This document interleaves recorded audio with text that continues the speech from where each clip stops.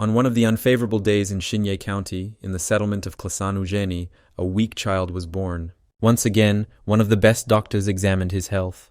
He sighed with relief, and his father asked about his son's condition.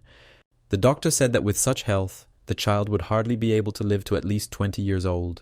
His father, the patriarch of the Zhangdemeng clan, believed that this was heavenly punishment, as his mother had died during childbirth. However, the doctor only gave a displeased sigh. "I can't even believe you're saying that in front of a doctor," he said. He also couldn't understand how a father could say such things about his own child, who would die young. The doctor thought it was a rupture of the 9-yin meridian because he had never seen such an open Baihui point before. After all, if the Baihui point is too open, it indicates the approach of death, although in some circles it was called a resurrection to the immortal. Isn't this a Taoist concept where monks with a high level of practice pass into the world of immortals? The father wondered. But the doctor couldn't believe he really believed it. "I don't know if you've heard of absolute martial arts masters who use the upper meridian of the head, but they are the ones who actively work with the Baihui point," the doctor said. "This so-called ascension of the immortal occurs when someone is overwhelmed by the energy of nature emanating from the sky and earth and dies unable to cope with it." After his words, the father looked at his son with an expression of sadness and anger. After that, he turned sharply away from him. "Of course, I'm right after all. This is heaven's punishment," the father said firmly. After that, he dismissed the doctor, saying that the manager would pay him for his services. But the doctor refused and left, full of anger, because he could not understand how the man could call himself a father after such a thing. The child was born into a hated world, where she would either become a demon or be able to master 72 special training methods in 2 years. The doctor was sure that he would die young in this remote area, unless he himself learns to achieve enlightenment. 15 years passed, and the Zhang clan celebrated their youngest son's joining the sect. The whole family gathered at the family table, and the father stood up to make a toast. He was very happy and proud that his son had followed in his late father's footsteps and joined the sect.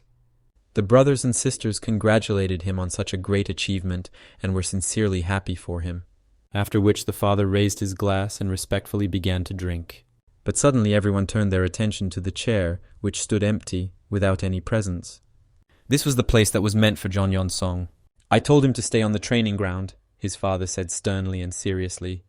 He believed that it was better for him not to appear on such a joyful event, because he would only bring misfortune. At that time, a tense training atmosphere prevailed in the training hall. Zhang Yong-sung trained day after day, honing his skills to perfection. The energy he displayed could be felt, it had incredible power, and finally he fully mastered the art of movement of the Zhang clan.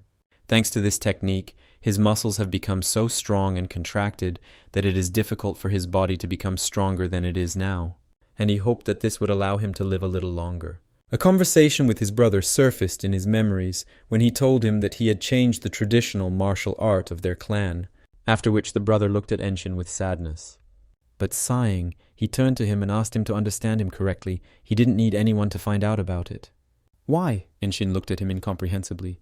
After which he remembered the words of another brother when he said that he would not learn his martial art because he was afraid of the irreparable. And again he couldn't understand why he was refusing like that. After that, his father appeared before his eyes in his memories, shouting at him that he had imagined himself to be the founder of the clan.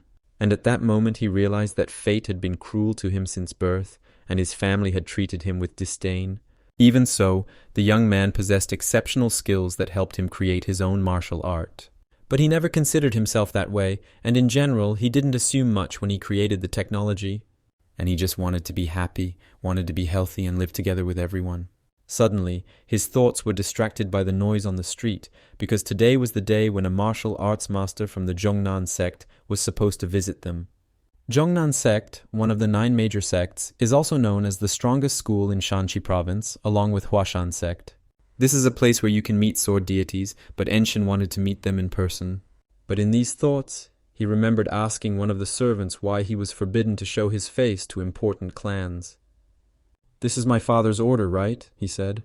To which the servant only sighed and said that he felt very sorry for the third young master. These thoughts consumed him from the inside. He did not understand why and for what reason all this was happening to him.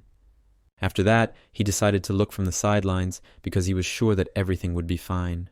At that time, everyone was eagerly awaiting the guest. They couldn't wait to find out who exactly would come. After all, if such people really visited them, it would be a great honor for them.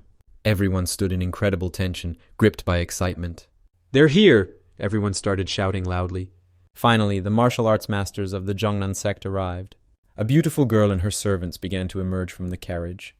Everyone was stunned by what they saw, their eyes wide open in amazement, and they couldn't believe what was happening before them. After all, this girl was from a noble family, and her appearance undoubtedly indicated a high origin, which impressed those present even more. Books say about the noble family that it is a mysterious clan that can exist forever, and to people they seem like deities. And this energy around her, the internal energy compressed in the body, flows from her naturally. Everyone was speechless when they saw her. So incredible was her appearance that no one could utter a word. "Your visit to our humble clan is a great honor for us," the patriarch said nervously, trying to hide the excitement in his voice. After that, he introduced himself to her and solemnly greeted her, bowing respectfully. Ye Ilshin also greeted, introduced herself, and thanked them for such a warm and respectful welcome. When he realized that he was facing a woman of noble lineage, the Jongnan sect elder began to visibly become nervous, but apologized for not recognizing her right away. Ta Ilshin asked to raise her head, noting that she was not here to show off her position. The patriarch apologized again for his disrespect, noting that they had come such a long way, and he was still keeping them outside, after which he respectfully invited them inside. A noble person and also an elder of the sect, how long does she live? Enshin thought to himself. Meanwhile, the elder followed the patriarch inside. She passed by and people bowed to her, and she looked carefully at each of them, after which their gazes crossed with Enshin. Enshin, noticing her gaze, greeted her a little embarrassedly and paid his respects, bowing respectfully. After that he left, and the patriarch, addressing the guest, said that this was his third son, pointing to Enshin. "He has a clear gaze, he looks intelligent," she said, carefully examining Enshin. The patriarch apologized, as he considered him ill-mannered, but his words surprised the elder. But the patriarch believed that he was bringing problems to their clan. At that time, Enshin returned to the training room, motivated because he had a new goal. After mastering the art of movement of the Zheng clan, he had nowhere to grow and wondered what he should do. But after meeting the elder, he had a new goal. His eyes lit up. After which he immediately started training. At that time, the servant and the elder were discussing the Zheng clan in their chambers, because this place was better than they thought. With so much earth energy, the School of Mighty Sword will definitely want this place for itself. They will definitely come here, so they need to plan a counterattack, otherwise the clan will suffer many casualties, Ilshin said. The servant suggested attacking and killing them all before they could cross the walls. Ilshin thought it wasn't a bad idea, but they couldn't. 13 heavens among them, the School of the Mighty Sword is the most problematic. The elder asked the servants to be more vigilant and keep the sword's aura sharp. After which she calmly continued to drink her tea and thought, delving into her thoughts. She kept thinking about Enshin because it seemed to her that he stood out among the others, and something about him attracted her attention. Evening had fallen, and the lights were on in the windows of the training hall. Enshin continued to train, controlling his energy and delving into meditation, seeking harmony between body and spirit. Although he found it strange that his Baihui point was so strongly opened, despite the fact that he had not meditated for a year, as he was completely focused on training his body with the Zhen clan's art of movement. The energy flowing through his head has only gotten bigger, and if this continues, it won't be 5 years before he loses consciousness. And then a realization came to him. After all, this meant that he had less than 5 years left to live. Panic gripped him. His heart beat faster, and he felt cold sweat on his forehead. He became scared. Then he abruptly opened the door and ran out into the street full of fear. Even though he had mastered the Zheng clan's art of movement, he still couldn't stop his death. But suddenly his attention was drawn and alerted by a strange energy felt in the air. He was curious about what was happening because he could clearly feel the evil energy coming from the building. After that, he quickly set off in the direction where this strange energy was felt, hoping to find its source and understand what it was. But the closer he got, the more he smelled blood. It was very quiet, but it couldn't match the surprise he felt when he saw what unfolded before him next. A formation opened up before him, but he couldn't understand what was happening. Then he stopped abruptly and was shocked by what he saw. In front of him lay the corpses of people from the clan, servants scattered on the ground, and the atmosphere was filled with horror. Their faces were distorted with horror, and their bodies were covered in blood. And I didn't even notice that something like this was happening in the clan, Enshin thought to himself. He began to walk among the corpses, carefully examining each one, trying to find at least one living soul among this terrible spectacle. He tried to understand what had happened here. His mind couldn't accept this sight, and he kept thinking about the formation. He only saw the bodies of people from the Jung clan, and it flashed through his mind, the attackers were extremely strong. Suddenly, raising his head, he saw a group of people in front of him. "If you were lucky enough to survive, you should have hidden and not come to us," one of them said. They believed that he was destined to have a short life and decided to send him to the other world. But Enshin just stared at them silently, not saying a word. One of them asked not to hold a grudge against him because an order is an order. One of them extended his hand to Enshin, but he just continued to stand silently, after which Enshin abruptly prepared for the attack, taking a fighting stance. Then he grabbed his hand and began to squeeze it tightly. Using his energy, he began to twist it. His hand began to tighten, and he began to scream loudly from the terrible pain. No one present could understand what was happening right now. His hand began to rot rapidly, but he continued to suffer from excruciating pain. Enshin continued to stand silently and watch, not saying a word. The latter were alarmed by what they saw, and did not understand who he was. But Enshin said without fear in his voice that he was the third son of this clan. After Enshin did that to his hand, the man became angry, and rage flared in his eyes. He began to scream loudly, his face contorted with rage, and he prepared for revenge. But before he could take a step, the boy attacked first.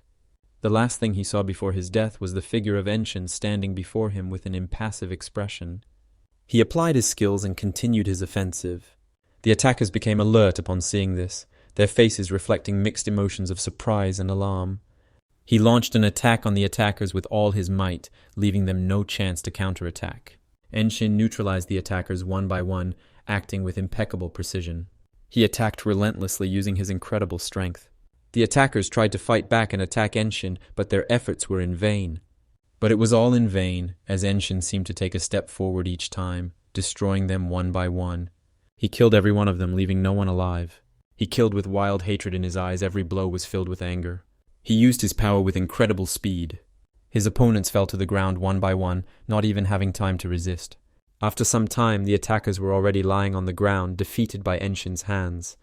He sighed with relief, because today was his first time training in the fast sword style, but he already understood the essence of its action. But he had no time to breathe a sigh of relief when a voice praised his sword from the other side. He looked around and saw a crowd of people in front of him, watching his actions. "But that's all. These clumsy people lost because they lost their vigilance," said one of them. However, Enshin could not figure out who these people were and what brought them here. And those people could not believe that he had dedicated his entire life to learning the art of swift swordsmanship. Enshin suggested that these individuals may belong to the Blood Clan sect.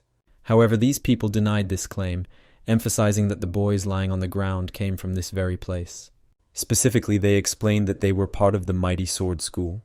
Enshin couldn't understand what the Mighty Sword School was doing here together with the Blood Flame sect. They are considered by the heavens to be the most cruel and strongest in all of Murim.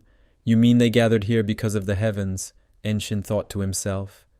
After that, he asked them what business they had with his clan, but they sharply replied that it was none of their business. Enshin assumed that they knew about him, because instead of attacking, they stood still and answered his questions. But they just stood there silently looking at him. Hearing no answer, Enshin asked if they knew he had family ties to the desert fortress, the greatest power under heaven. And that's why they don't kill him, because that would be a problem, even though they are from a powerful sword school. Suddenly, a powerful explosion of energy erupted behind them, causing everyone to flinch. From this explosion, the Jungnan clan sect master landed swiftly on the ground. Blood began to flow from his mouth, and the master snorted, spitting it out onto the ground. After him, the elder was flying rapidly to the ground, approaching the ground at the speed of his fall. Enshin was in complete amazement, not understanding what was happening and where they had come from. Their eyes met, and Enshin instantly realized that it was Elder Ilshin before him. After which she landed sharply on the ground, her movements precise and confident despite the injuries she had sustained. She was injured, her body was breathing heavily, and every movement brought unbearable pain. It seemed that every part of her body was exhausted from severe injuries, but the determination in her eyes did not fade. She is known as the deity of the sword, and right now in this state, the audience was curious who her opponent was. Suddenly, Enshin shuddered, feeling an incredibly strong energy filling the surrounding space. At that moment, Ilshin tensed, her body becoming like a statue, her gaze sharp as a sword blade. A man appeared before them, emanating powerful energy that radiated incredible power and made everything around vibrate from its presence. With each step he took, this energy became more and more tangible, as if it were absorbing the surrounding space. Who is he? Enshin thought to himself. This man stopped abruptly, holding the sword in his hands, and an aura of incredible power flashed around him. He stood silently, not moving, but his presence filled the space with tension, ready to explode at any moment.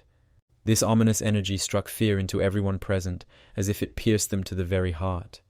After which his gaze settled on Enshini, and all the focus of his energy was directed towards him.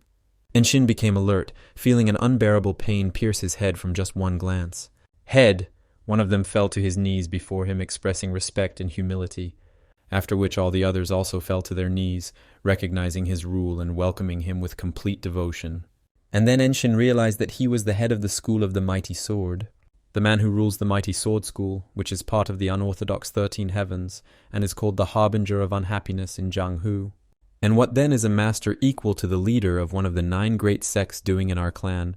But with this situation, it's all over for them, Enshin thought to himself. After that, Enshin, raising his eyes to the cloudless sky, sighed deeply, as if feeling the burden of everything that was happening around him. Therefore, realizing that the situation was becoming increasingly hopeless, he decided in this difficult and unpredictable case to take a risk and try his hand, full of hope that this very step could change everything. Then without hesitation he leapt forward sharply, ready to attack, his movements quick and decisive. He was preparing to attack one of the students at the headmaster's school, his gaze filled with determination and strength. His blade was pointed directly at the enemy, which caused fear in the student, who was watching everything, understanding the full danger of the situation. Then, despite his excitement, he, without a moment's hesitation, swiftly and decisively stabbed him with his knife, feeling how every movement became decisive at this crucial moment. None of those present could understand what was happening. Their looks were filled with deep surprise and incomprehension, because everything looked so unexpected and illogical that even the boldest assumptions could not have predicted such a reaction. They stood as if paralyzed, their eyes wide with surprise, and neither of them could take a step, as if the magic of this moment held them captive, forcing them to forget everything around them. At that moment, Enshin let go of the sword, and the student, weak from shock, fell forward, unable to keep his balance. "Can you kill me after this?" Enshin said confidently. His voice was calm but firm, and his gaze unwavering and stern. The students' company was outraged by his action, and they prepared to attack, their eyes blazing with anger and their hands already gripping their weapons. But the chairman abruptly gave the order to stop. His voice was strict and authoritative, forcing everyone to freeze in place. "Your spirit is much stronger than anyone else in this clan," he said, looking intently at his opponent. Everyone was shocked by what they heard, because praise from the head of the clan was extremely rare. For many it was more than just a compliment. It was a moment that surprised even the oldest students. After which the chairman declared that he would allow Enshin to live, his words sounding not only as an order, but also as an unexpected recognition of power. But Enshin saw it completely differently. For him, it was confirmation that the head had no way of killing him. Then he took his sword, gripping its hilt with unwavering determination, and without hesitation extended it to the clan head. "Because I am the grandson of the former leader of the Divine Sword Squad of the Desert Fortress," Enshin said confidently.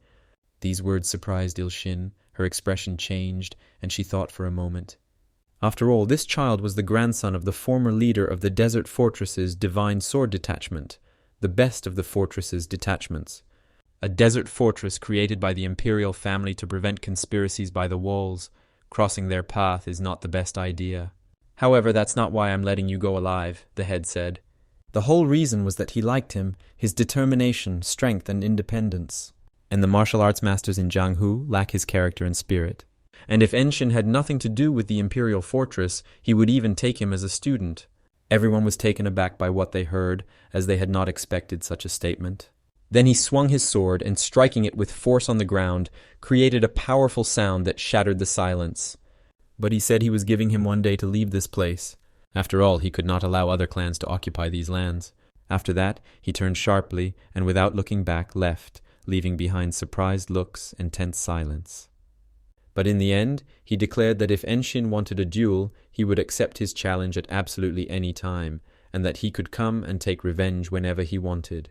But Enshin just stared at him silently, his gaze cold and unwavering, without any emotion, as if he had already made up his mind. After which the headmaster and the last students walked away, leaving Enshin alone with his thoughts. There was silence all around, and Enshin silently watched them follow, his eyes betraying no feelings. After all, he understood that a long path lay ahead of him, full of trials and difficulties, and only after passing it would he be able to reach the moment when he would face a real challenge.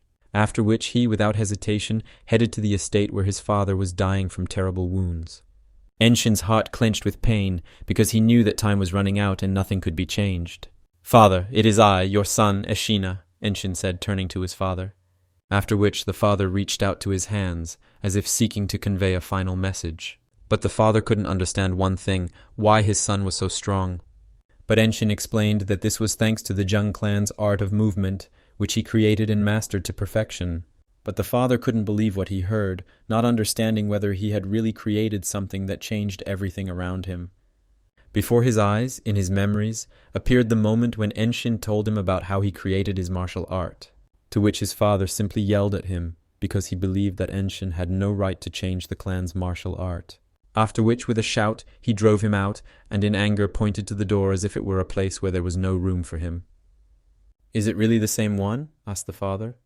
This was the art of movement of their Jung clan, graceful and deadly, like life itself.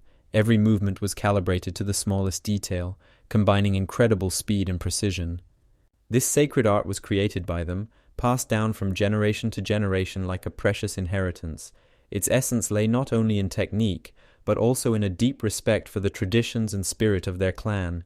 After that, tears began to flow from the father's eyes from the pain, which was not only physical but also emotional. Every breath of air seemed heavy, and his heart was breaking with bitterness and despair. After realizing that he was ignorant and stupid, his third son created the sacred martial art of the Jung clan. Finally, the father, with a pain in his heart, recognized his son. He recognized that he had the traits of a true clan founder of strength of spirit, determination, and devotion to his beliefs. But Enshin simply listened to his last words in silence, not having the strength or desire to respond, because he understood that these words would not change anything. "You are my son," the father said with tears in his eyes, his voice trembling from his last strength, and closing his eyes he died quietly. He let go of his son's hand, and Enshin was filled with sadness, his heart clenching hard with pain, but he could not change anything. His youngest son began to scream, calling for his father, his voice filled with panic and fear, his words echoing in the void, and it seemed as if the world itself had stopped in that moment. Heart. Enshin placed his father's hand on the floor and carefully checked his pulse, hoping for the best, for some hope, although he understood that it was already too late. But realizing that there was no pulse, he rose and stood over his body, his gaze blank, as if time had stopped. After that, gathering his last strength, he turned to the leader of their clan. His voice was firmer than he had expected, but there was still bitterness and anxiety in it. He asked about Haya's condition, but the manager reassured him that she was fine, just sleeping after her acupuncture point was blocked. This was done in order to hide it, without leaving it to attackers who could use it as a means of manipulation or destruction. "Brother, take care of Hi-Ah in the Zhongnan sect. She has an exceptional connection with the 5 elements, and she will be accepted without any problems," Enshin said. But the younger brother didn't like these words, and with anxiety in his eyes, he asked what Enshin would do next. But Enshin assured him that he would take care of himself. His voice was calm, although inside he felt the weight of loss and responsibility, but he had no other way but to move forward. When suddenly the elder spoke from behind the door, her voice sounded firm and calm. She called him to her yard to talk, feeling that important words should be said outside the hut, in the peace and quiet of the open space. When they left, she asked if he was leaving, and Enshin confidently declared that he was leaving. Now that the head of the mighty sword school has intervened, she now needs to report this to the Zhongnan sect without delay. After which she asked what he was going to do, whether he was going to the desert fortress to his mother's family. Enshin confirmed her words with a look full of understanding. He felt that this was indeed his plan, calculated down to the smallest detail. After all, he had no more places to go, no place to become stronger. He felt that he had exhausted all opportunities for growth, and now there was only one thing left. After his words, the elder suggested that he go with her to Jongnan Mountain, believing that this path would help him find peace and would also be beneficial in his later life and on the path to revenge. Enshin considered it a great honor, but before he could finish, the elder interrupted him, saying that she would recommend him as a disciple to the head of their sect. Those present were shocked and could not believe what they had heard. Their faces reflected complete surprise and uncertainty. The words that had just been spoken seemed so incredible that each of them froze, unable to accept it. "Student of the sect leader?" Enshin asked. But the elder was sure that he would be able to cope with such a task, and that it would be within his power. She saw in him not only strength, but also intelligence, which would allow him to find the right solution even in the most difficult situations. The direct disciple of the head of the Zhongnan sect will be able to learn the most sacred martial arts, which only the chosen ones have access to. And more importantly, the head of the Zhongnan sect is a master who is among the 10 strongest swordsmen in the Celestial Empire. Enshin bowed and apologized, with deep gratitude in his eyes, promising that he would never forget her kindness. His words sounded sincere, and even in the most difficult moments, he understood that such a feeling of gratitude could not be forgotten. But he refused the offer and apologized. "Don't worry, I just wanted to hire someone as talented as you. The head of the School of the Mighty Sword probably thought the same thing," the elder said. Engsing apologized again, but the elder reassured him, saying that the doors of the Zhongnan sect were always open to him, and that he could always return. Enshin asked if he could ask a question, to which the elder replied that he could. As far as he knew, she was one of the oldest, even among the noble family. He wondered if she knew how to get the fruit from the world tree. But the elder was surprised by Enshin's words. Her gaze changed slightly, as if she hadn't expected such a question. "The fruits from the world tree are under the protection of the head of the desert fortress, whom the emperor has recognized as his equal. They say that they give the eater eternal life and youth. It is a heavenly treasure. If I eat this fruit, won't I be able to live a little longer than I'm supposed to?" Enshin thought to himself. The elder knew nothing more, because she had not lived even half of her allotted lifespan, and therefore had no power over the tree. She only knew that the head of the desert fortress could give fruits to other people. Then Enshin was sent to go to the desert fortress, but the elder assured him that they would not be so easy to obtain, because these things were sacred to the noble family. But he had no other choice, because he knew of no other way. All he could do was become the leader of the Divine Sword Squad and achieve great achievements. But in that case, the elder could only cheer for him, because she understood that the path Enshin was taking would be difficult and full of dangers. After which she resigned, but now she needed to give her all to her sect. She ordered the swordsman Rock and the Fist of the Neutral Spirit to help clean up everything that was left after the events. After which she bowed and walked away. Enshin watched her trail, thanked her for her wisdom and support, and then said goodbye to her with a gesture that expressed deep respect. After some time, all the bodies were buried and the area was thoroughly cleaned. Enshin thanked everyone again for their help. His words were sincere and grateful. But they said that there was no need to thank them, replying that it was their duty and honor to help. And they also felt guilty for what happened, because each of them understood that they could have prevented it. The younger brother called Enshin. His voice was a little shaky, but there was determination in it. He stood there, choosing his words, hesitating how best to express his feelings. After all, an apology will not drown out the memories of what he experienced in the clan. But when they meet again, he will try to be his older brother, and he hopes that he will stay alive. Enshin believed that there was nothing unusual in learning the martial arts of the Zhongnan sect at a more mature age, so he told him to train because his life depended on it. After that, he turned his attention to the frightened Hai-Ah, who was standing a little to the side, her eyes full of anxiety and incomprehensible emotions. But he said that his older brother should protect her, because she was vulnerable and needed support during this difficult time. After that, he turned to the manager and asked where he was going. "There are several branches of the Zheng clan in Nanyang. Since we still have clan members left, we should support them with the remaining family resources," he said. Enshin said that they all knew that he was going to the desert fortress, and that although it was rare, he hoped that they would be able to see each other.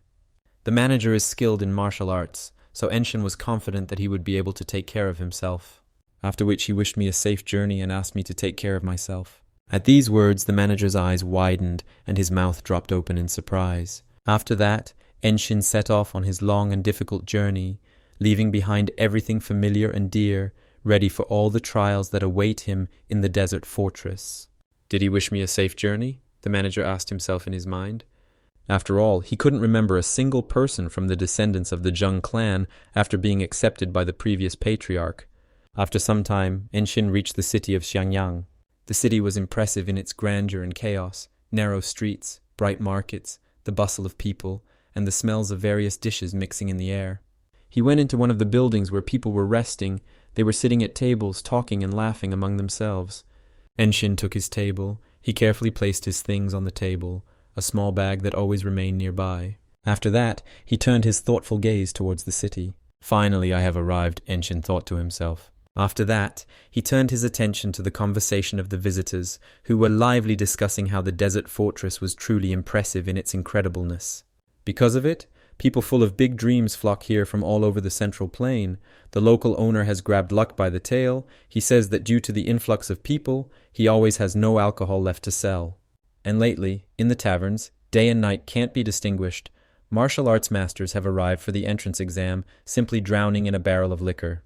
Hearing the mention of the exam in the desert fortress, he was filled with curiosity as to where exactly this place was located. Suddenly, a young guy approached his table, as if hesitating, but at the same time with a clear intention to say something. The guy just stood there and stared at him silently. But later, he hesitantly apologized for not saying hello right away, explaining that he simply didn't expect to see a candidate who turned out to be younger than himself. "I am Hongwon Chan from the far-off province of Shanxi," the boy said with a smile. After that, Enshin politely introduced himself, giving his name. Hongwon, without thinking twice, sat down at his table and started a conversation about the path Enshin had taken. Then he began to tell me about how he had to fight with the bandits of the Green Forest and the pirates, and they were terrible. After that, Enshin thoughtfully began to recall his difficult path and the attackers who stood in his way, how he spent the night in the open air, overcoming all the difficulties of the journey to finally reach this place. Suddenly, Hongwon began to look around sharply. After he made sure that no one was around, Hongwon suggested that they become friends and share information about the ordeal. Enshin calmly asked what kind of trials he was talking about, because he wasn't entirely sure what Hongwon meant by those words. Hongwon was surprised by what he heard, his eyes widening slightly. "Haven't you heard anything about the trials in the desert fortress?" he asked. The desert fortress is different from ordinary Jianghu sects. To hold a position in both the military and civilian sectors, it is necessary to pass separate tests for entry into the desert fortress. That's why so many people gather here. It doesn't matter if you know the basics or not. Once you join them, you'll have a lot of opportunities, and they'll teach you everything, so it's no wonder there are so many martial arts masters here. Many masters have studied various martial arts just to pass this test. The desert fortress is the strongest organization that possesses martial arts, and a place that inevitably makes the heart beat faster. After the imperial family ruling the Central Plains decided to control martial arts schools, elixirs, and advanced martial arts from all over the world. Many people say that large sects with traditions are better, but they don't know what they are talking about. How could a martial arts school created by commoners be stronger than a desert fortress if they had already created their empire and become emperors? Almost no one manages to pass the desert fortress test on their first try.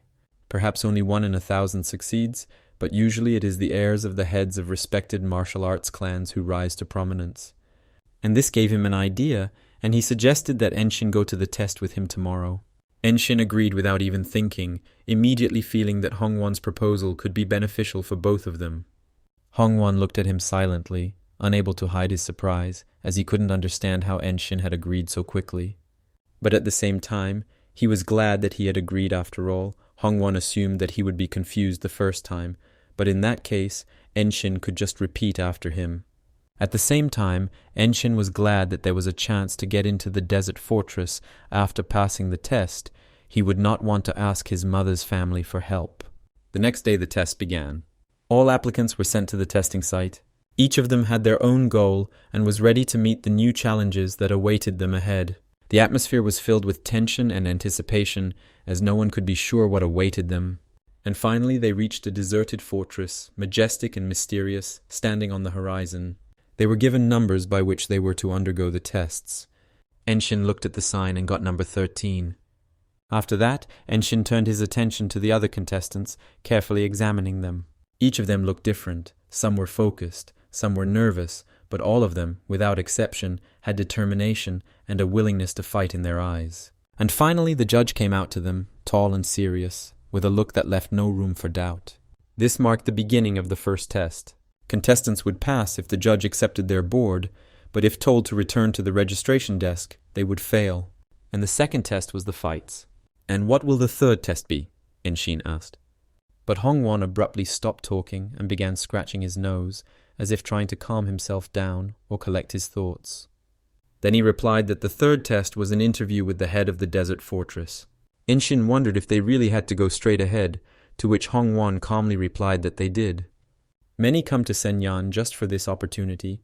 Talking to a great master like the leader of the desert fortress is an incredible chance. They hope to gain enlightenment or advice. Enshin gripped his tablet tighter, feeling the tension in the air grow. Suddenly, the judge announced the beginning of the first test, which was to test their skill in the art of rapid swordplay. They needed to demonstrate a swing of their fastest sword technique. While the judge will observe and evaluate, "Let me go out first," Hongwon exclaimed. The judge waved in agreement, his gaze showing no emotion, but it was clear that he was carefully watching every movement of the participants. At that time, Enshin was lost in thought. He only had to show his fastest sword technique. In his opinion, it sounded simple. After that, he turned his attention to Hongwon, carefully watching his steps. He believed that he had a good, refined spirit and that he was strong. Stronger than those bandits he met on the way here.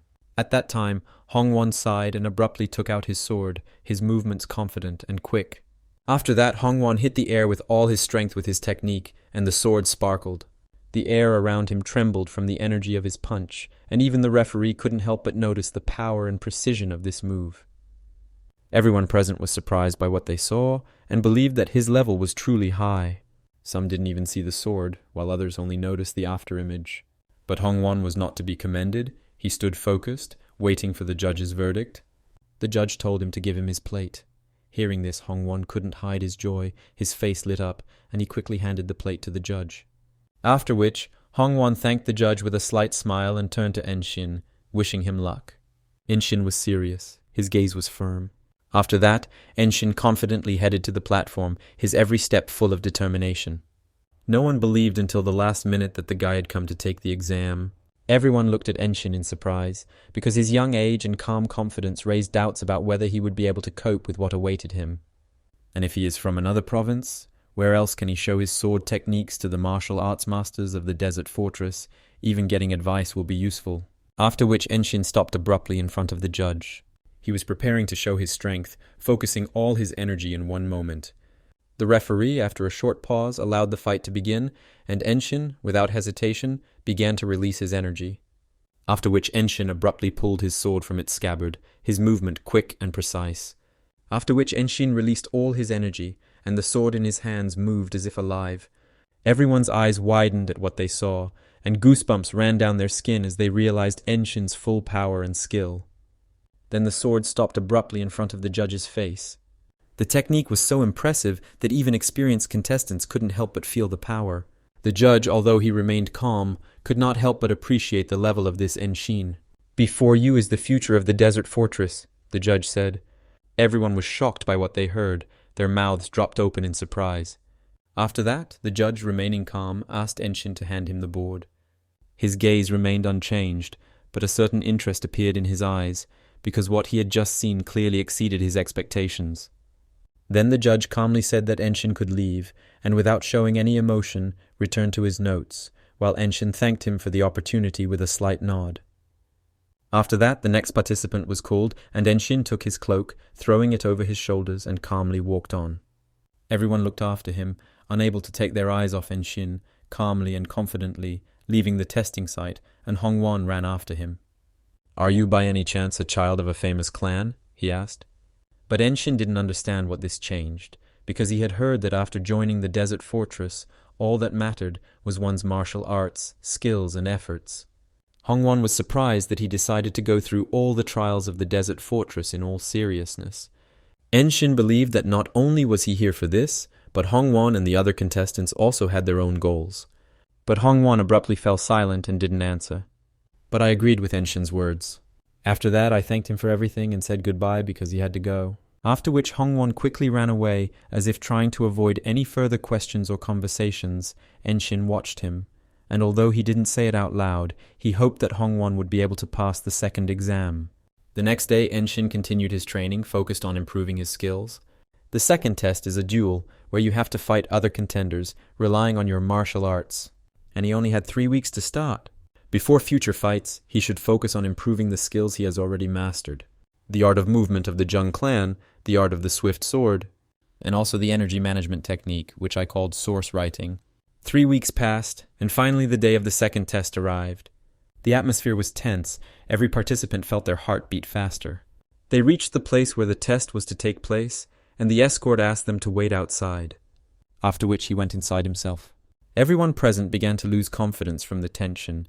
Each of them felt how their souls became heavier, and doubts began to creep into their hearts. Among them was a contestant in white clothes, and only entry-level masters wear such clothes. The energy from him was incredibly strong, even in white clothes, indicating that he had a promising future.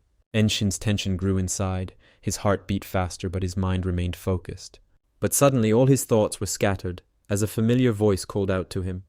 Enshin turned around and saw Hongwon, who said with a smile that he had grown up. In response, Enshin also smiled and said that you look better. I somehow succeeded, Hongwon said proudly, his eyes shining with confidence. Then he asked me to remember that winning this test is not the most important thing in this exam. Even if he wins one of the 2 battles, it will be enough to attract the attention of the masters from the desert fortress. And that was a big problem because they now have higher standards. He heard that White Keelin was participating in today's test. These words alarmed Enshin. White Keelin from the Namgun clan, he asked, and Hongwon confirmed his words. He dealt with a notorious gang of bandits before he was 15. He beheaded the swordmaster of an unorthodox sect, a hidden assassin. It was rumored that he defeated all the rising fighters in the Dragon and Phoenix tournament of the 8 great clans when he was only 18. Enshin didn't understand. If he was a young master from the Namgun clan, why was he so eager to join the desert fortress? He already possessed immense power, had a famous clan, and his position was actually very strong. Because he is the son of a concubine, the clan head city is already occupied, Hongwon replied. But if you rise to the position of head of a desert fortress, even the patriarchs of the 8 great clans will be envious. After all, Ensha's influence will be even greater than theirs. A desert fortress, maintaining order in Jianghu from the heart of the Central Plains. Suddenly Enshin was called for a test. The realization that it was his turn gave him determination.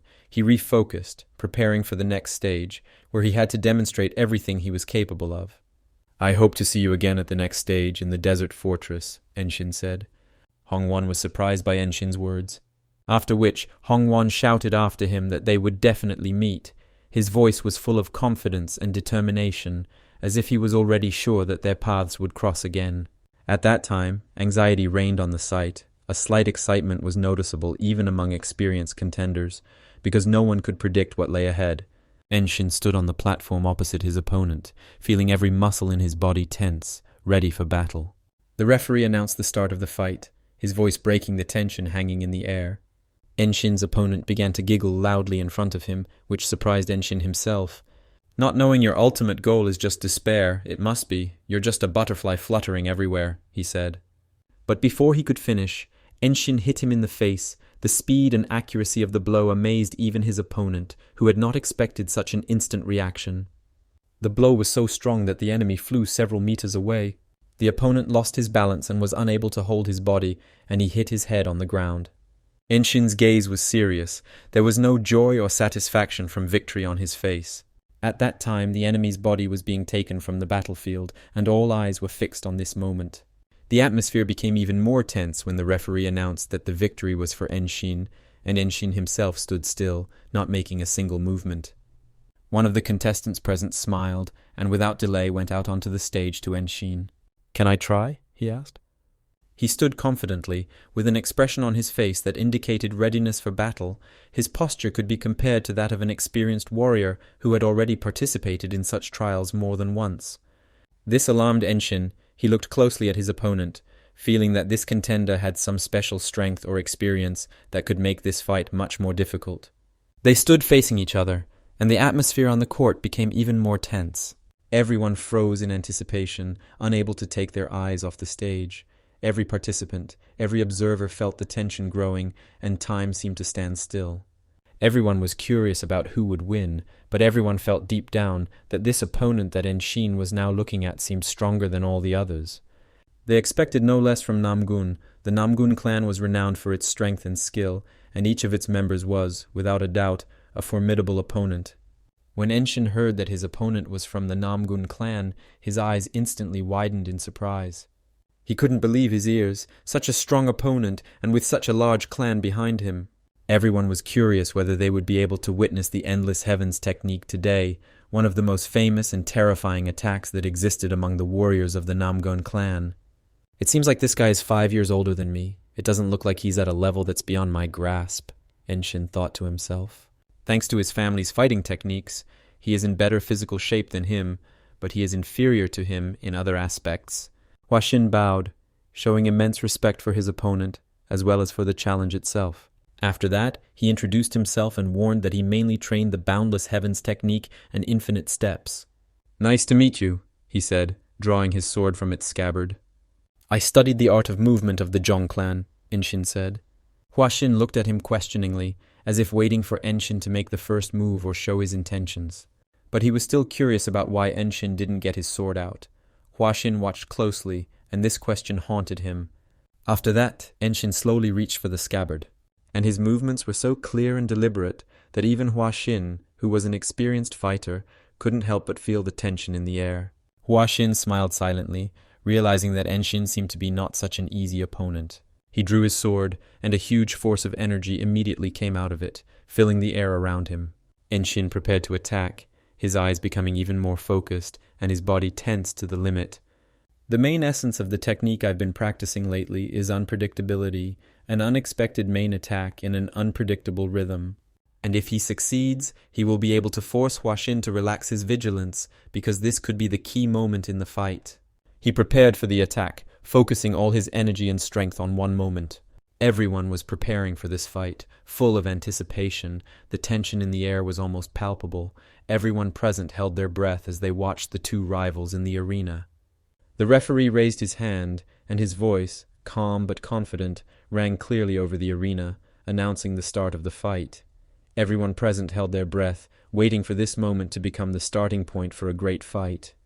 But after one instant blow that cut through the air with lightning speed, a piece of Enshin's sword flew off. But Enshin didn't notice this. Despite the broken sword, he continued to attack, his movements becoming even faster, and his blows more accurate. A piece of the sword fell to the ground with a dull clang that echoed throughout the arena. Everyone suddenly froze like statues, unable to believe their eyes, the sound of the sword fragment falling still echoing in their heads, and everyone realized that the situation had taken an unexpected turn. But even Enshin himself did not expect such a turn of events. He stopped for a moment, looking at the fragment of the sword lying on the ground.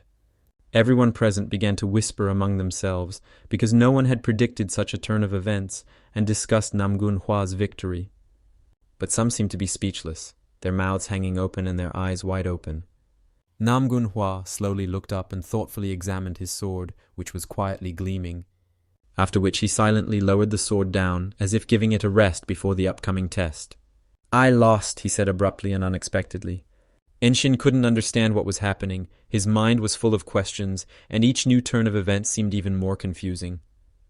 But not only was he shocked by what he heard, but everyone present was also shocked. All eyes turned to Namgun Hua, their faces reflecting surprise and anxiety.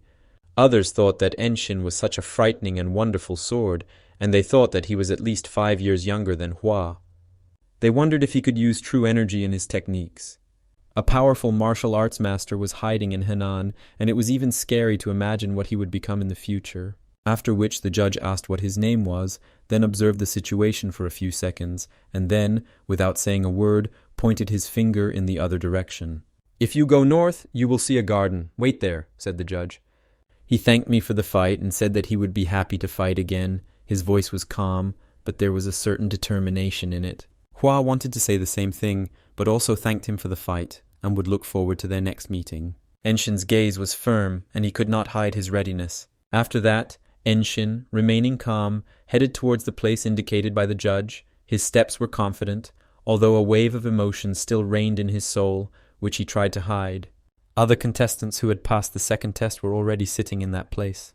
No one expected to see such a young person pass the second test. They thought Namgung Hwashin would come out first. Enshin knew that he would have no chance of winning because the opponent was much stronger and more experienced. Enshin knew that he would have no chance of winning if the fight dragged on, which is why, as soon as the duel began, I used the most extreme form of the magnificent sword I knew.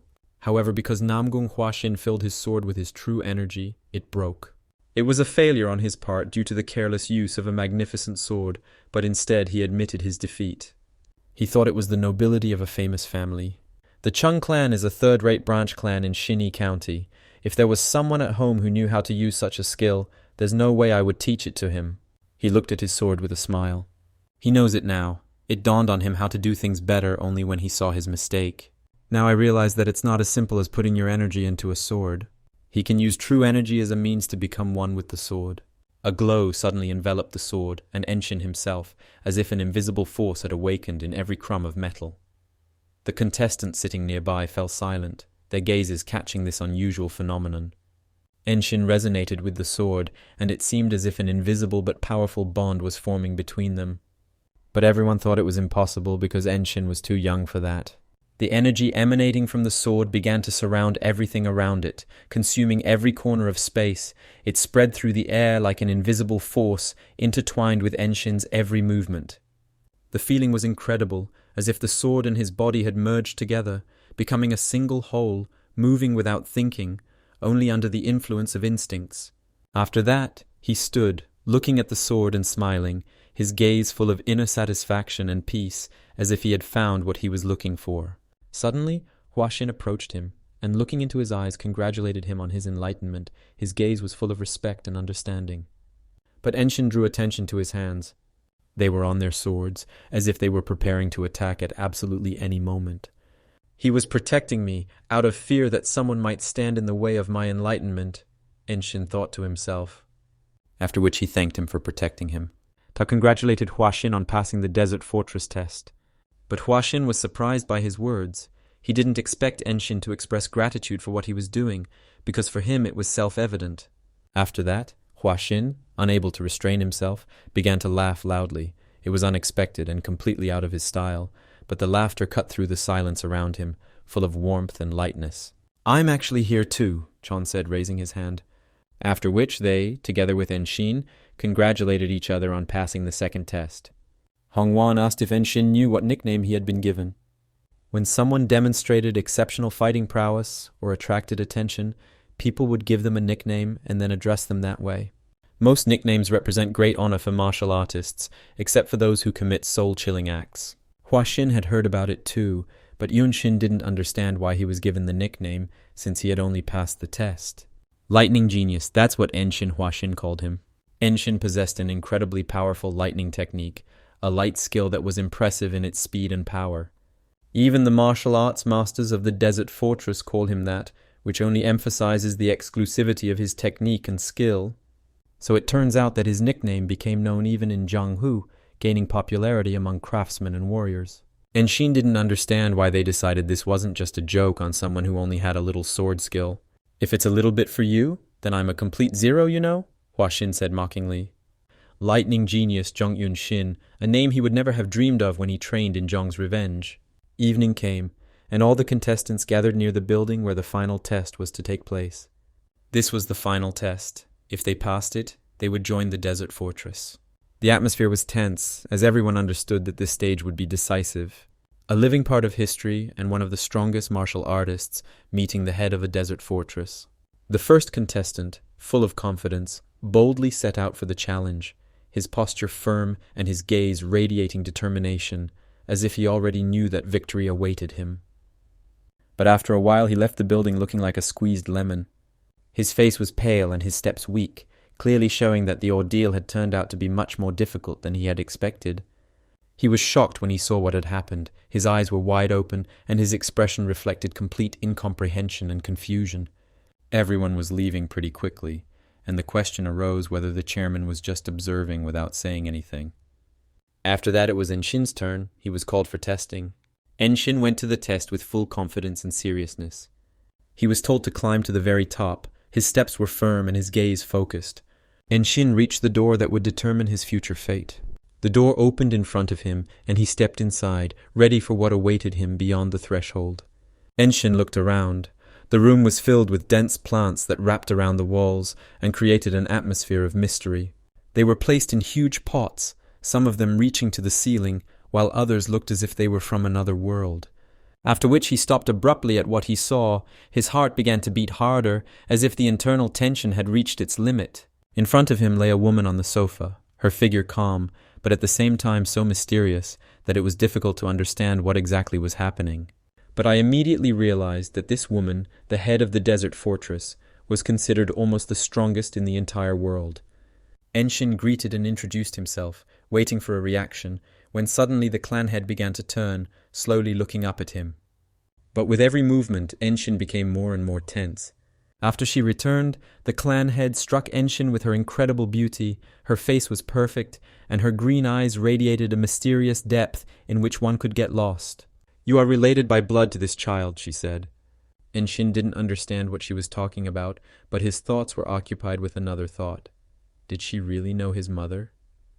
But she silently looked at him, her gaze so penetrating that it seemed his every movement could not escape her attention. After which she praised him, because she realized that he was not one of the timid dozen. Enshin said that he was the grandson of the former Divine Sword Squad, and he would soon become part of the Elders. This man was not one to just give up. But she simply silently looked at him, as if trying to unravel his inner world, her gaze calm but penetrating. Then she noticed that he was injured, and her gaze instantly changed. But Enshin assured her that there was no need to worry, because it was nothing serious at all. "I don't think so. It's just all hidden by your trained body," she said.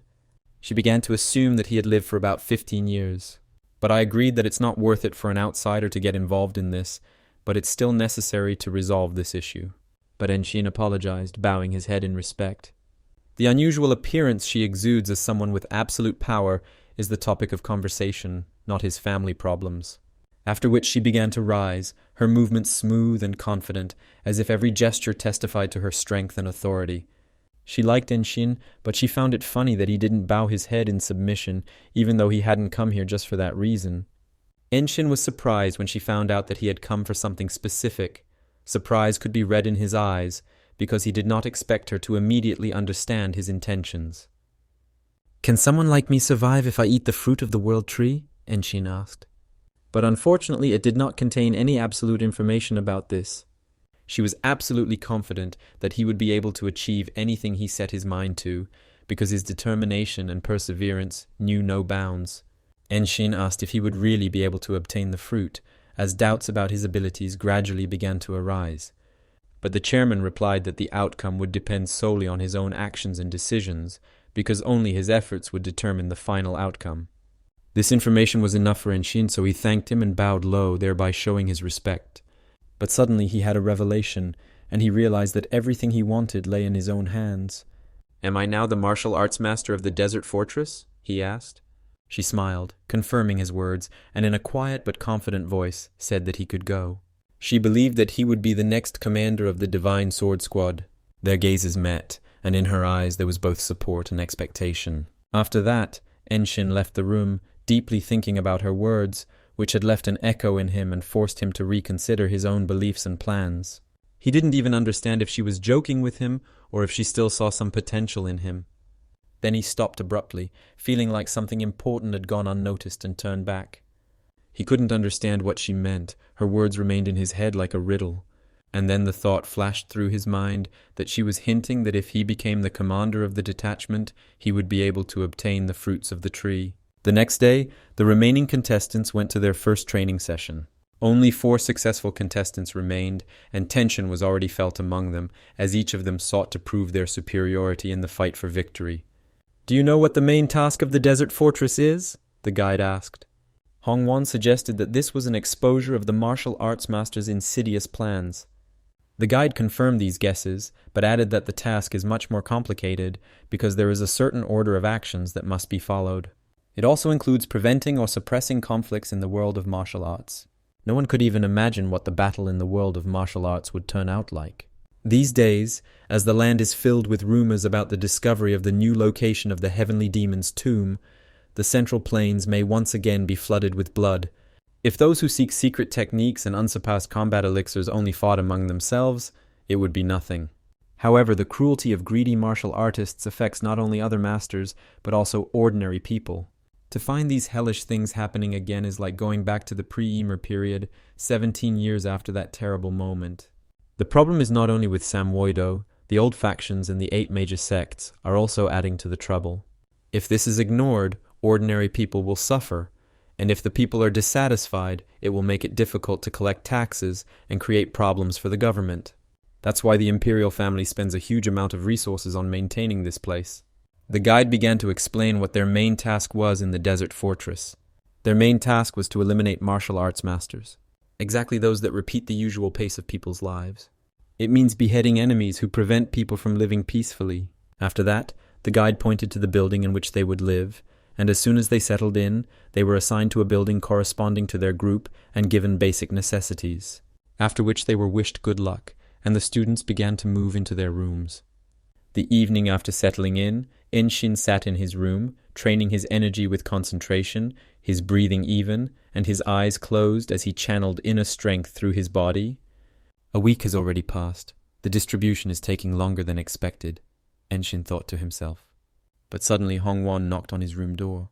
When the door opened, there was a slight tension on Hongwon's face, as if he had hesitated for a long time before coming. Enshin calmly asked why Hongwon had come.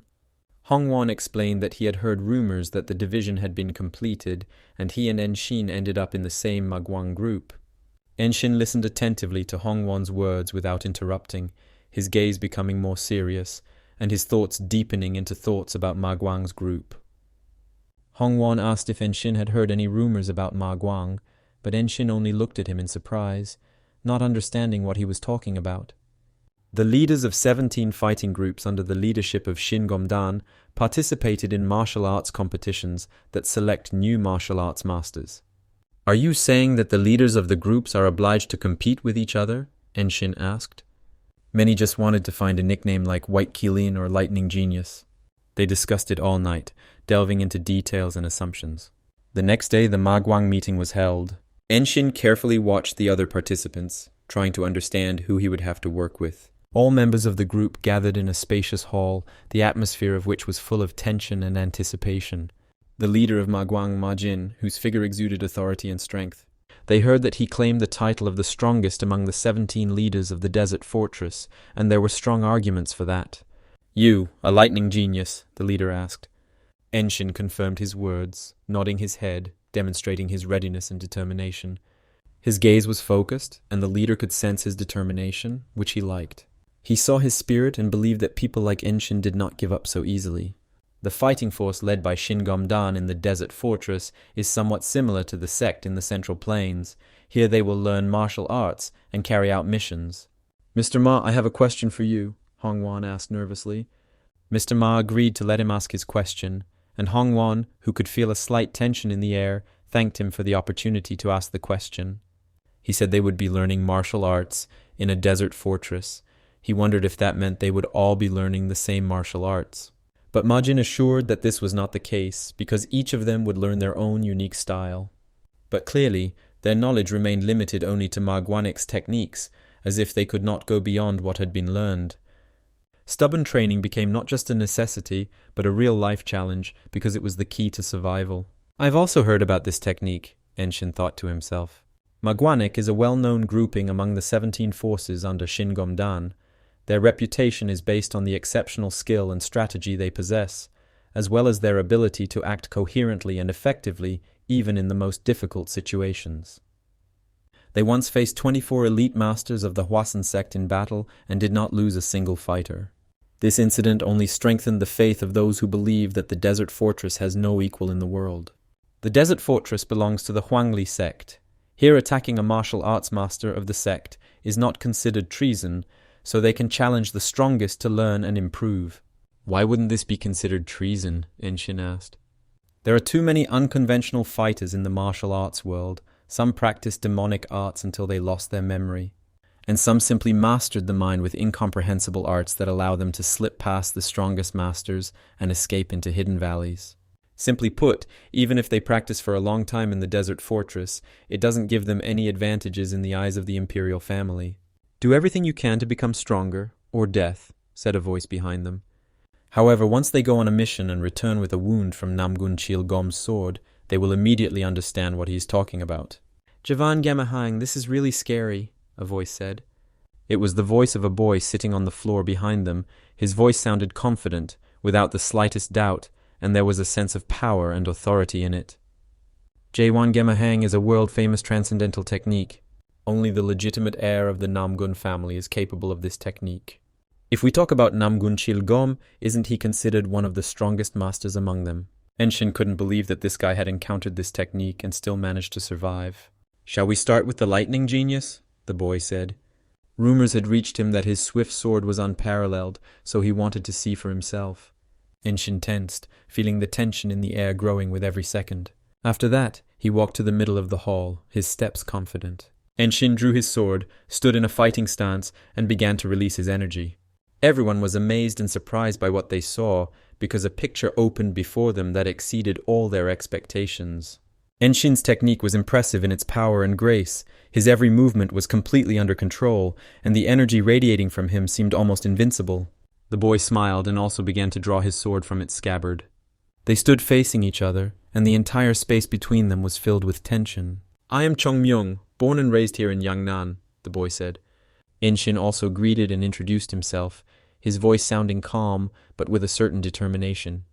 Cheong Myung thought this was a backwater city, but I also didn't deny the fact that if he was able to end up here, it means that Enshin is quite talented. After which he asked to show everything he was capable of, to unleash the potential of his sword, to show all his inner energy. Enshin agreed and began to draw his sword from its scabbard. Everyone around was shocked by what they saw and could not hide their delight. There was silence in the hall, interrupted only by deep breaths and quiet whispers among those present. Enshin's technique and determination amazed even those accustomed to great strength and skill. Chong Myung was also amazed by his strength. He stood and carefully watched Enshin's every move, not hiding his surprise. At that time, Enshin himself, despite the admiring looks and tension, tried to concentrate. His mind was focused only on the battle, on every move, on every detail. He breathed deeply, trying to read the energy of his opponent's breath. His energy was concentrated in every movement, and every particle of his being was tuned to achieve maximum efficiency. "Now!" he thought to himself, so sharply attacking the enemy. Enshin struck him with all his strength with his swift sword technique. The sword quickly flew into the air, and the blow was incredibly powerful, like lightning. But Chong Myung easily parried his attack, his movements calm and precise, and despite the power and speed of Enshin's strike, he simply deflected the sword with almost no effort. And in the next moment, Chong Myung hit Enshin. The blow was so strong and precise that Enshin barely had time to react. Yes, he was able to stay on his feet, but still he didn't understand when he managed to take the sword. After Cheon Myung's punch knocked him back, Enshin tried to concentrate his energy in his legs. He survived against the sword of Namgun Chil, a true master. "I think it's easier than it seems," Enshin thought to himself. After Enshin concentrated the energy in his legs, he quickly began to attack Cheonmeng, his movements becoming unpredictable and incredibly fast. Enshin decided to take a chance and attack directly, not trying to bypass Chongmeng's defenses, but going at him with maximum force and determination. Enshin, unexpectedly for everyone, made a sharp jump and ended up behind Chongmeng. Once behind Chongmeng, Enshin instantly attacked him from behind. The blow was quick and powerful, aimed at taking advantage of his opponent's moment of confusion. But Chong Myung managed to react and block the shot. After the swords clashed and the blow was blocked, their eyes met, and at that moment an invisible tension arose between them that spoke louder than any words. After that, Chong Myung suddenly disappeared from Enshin's sight, his movement so fast and unpredictable that Enshin couldn't immediately understand where he had gone. Enshin quickly focused, shutting out all unnecessary thoughts and concentrating his energy on his feelings. He understood that Chong Myung was somewhere nearby, and his absence from sight was just a tactical maneuver. Suddenly, Chong Myung appeared behind Enshin, silent and swift as a shadow, his movements so smooth and precise that even experienced warriors would not have noticed him. Enshin sensed Chongmeng's approach at the last moment. His instincts worked flawlessly. He instantly swerved to the side, avoiding the attack. Seizing the moment after the dodge, Enshin instantly gathered all his energy and launched a powerful counterattack, his sword moving quickly and accurately towards Chongmeng. But suddenly, Chongmyung demonstrated his incredible agility, and in an instant he jumped high into the air, finding himself right above Enshin. After a maneuver in the air, he jumped forward sharply, approaching him. After their swords met in a series of rapid attacks, Enshin and Chongmyung found themselves facing each other, regaining distance. Everyone around opened their mouths in amazement as they watched this incredible fight. The fight between Enshin and Chongmyung was so intense and fast that the spectators could not look away. Enshin was covered in sweat, his body burning with tension, but his gaze was cold and focused. As expected, he's from a noble family, he thought to himself. Enshin gripped his sword tightly, feeling his hand absorb every vibration, every pulse of energy emanating from the weapon. At that moment, he decided to take a risk and try to create resonance with the sword. This movement required maximum concentration and strength of mind. In a moment of deep concentration, when Enshin finally gathered all his energy to use resonance with his sword, his gaze involuntarily stopped at those present. Enshin was momentarily confused when he noticed everyone present staring at him with their mouths open, stunned and amazed. "Do you have something to tell me?" he asked. Chongmyung was in shock. He stood in front of Enshin. He couldn't believe his eyes and feelings. Enshin knew that he had allowed him to make a few attacks and asked him to be honest with him. Chongmyung, completely unexpectedly, asked how old Enshin was. Enshin, feeling Cheonmyung's gaze on him, couldn't understand why he had suddenly asked about his age and how it could be important in their duel. He believed that enemies usually didn't care about age, only real achievements mattered. Chongmyung was shocked. He couldn't believe his ears. Chongmyung couldn't believe that he was facing a fighter with such a level of skill at only 15 years old. It was absolutely incredible. Usually true masters reach such heights after many years of hard training and fighting, and here a young guy already possesses such strength and control over his energy. Chongmyung had been to the Dragon and Phoenix tournament, but had never seen anything like it. Even if someone had studied the path of perception since birth, to reach such heights was just something. Everyone was heatedly discussing Enshin's talent. They believed that such talent should not be allowed to freeze to death. Enshin noticed that Hongwon stood there with a palpable look of shock on his face, as if he couldn't comprehend what was happening. The leader, observing the event, stood calmly but focused. Hongwon sighed, as if coming out of a hard battle, and unable to bear the tension, put his sword back into its sheath. At that time, Enshin stood, deeply immersed in his thoughts. The next day during training, Hongwon's loud screams echoed throughout the district. All the students who witnessed Hongwon's screams couldn't help but laugh. Their faces were full of sneers, and even the most serious of them couldn't hide their emotions. Hongwon trained his energy with the leader, and his movements became increasingly difficult. He could barely breathe, feeling his strength leaving him. The leader praised Hongwon, recognizing his resilience and perseverance, and asked him to analyze this lesson and draw conclusions from it. After the leader praised and instructed Hongwon, he turned his attention to Ensheng. He noticed how he stood calmly and trained his energy, showing no emotion. "Have you understood the meaning of the principles yet?" the leader asked him. It was Yun Tunmu, who described freedom and liveliness in thought or action. Regardless of the situation, the body is always capable of movement, and continuous, smooth flow is the true essence of Magwanig techniques. And then Enshin needs to comprehend the secrets of the path of martial arts. He believed that it was better to see once than hear 100 times, and therefore decided to demonstrate by his own example. The leader pointed to a statue nearby and asked everyone to look closely. All the students paid attention to the leader's hand, which began to be wrapped in energy. At first it looked like a small glow, but with every second his hand held, the energy became brighter and more powerful. The leader stood focused and serious, his gaze firm and his movements precise. His energy gradually changed, becoming even more focused and stable, as if by clamping down on his strength, he controlled its movements, maintaining a balance between power and calm. "He is pouring out all his strength," Enshin thought to himself. After the leader focused his energy, he took a few deep breaths and hit the statue with all his strength. The impact was so powerful that the air around it shuddered from the explosive wave of energy. The statue shattered from the impact, fragments flying in different directions and falling to the ground. Everyone present watched this with their mouths open, realizing that they had witnessed a true demonstration of skill. "The perfect moment and the optimal strike, your martial arts path draws this trajectory for you," the leader said. If they explore the ways of martial arts perfectly, they will achieve a great strike. In other words, it was necessary to understand where and when it was best to hit the enemy. It will be difficult to master this with just one look, yet it is a skill that only comes with practice, and it is something they will have to work on their whole lives. But Enshin was not willing to work on this all his life, because it seemed to him that he would not succeed. So I decided not to waste a single moment and try it right away. The leader was stunned to learn that Enshin had decided to try himself too. This martial arts path of his is just instinct. Enshin took a deep breath and focused on mastering this technique. But at that time, his thoughts were about whether he should go down this path. Enshin carefully prepared to perform his unique technique, the resonance of a sword strike. He concentrated, analyzing every movement to once again achieve perfect synergy between his body and weapon. The feeling of almost magical power that arises when performing this technique allowed him to focus on small details, because even the slightest mistake could disrupt the entire process. After a few deep breaths, Enshin raised his weapon and, gathering all his strength and concentration, struck the statue with the scabbard. The statue began to crack, and a wave of energy spread around it, spreading throughout the entire training ground. After a few seconds, the statue broke into small pieces. Enshin, seeing the statue disintegrate, could not help but smile.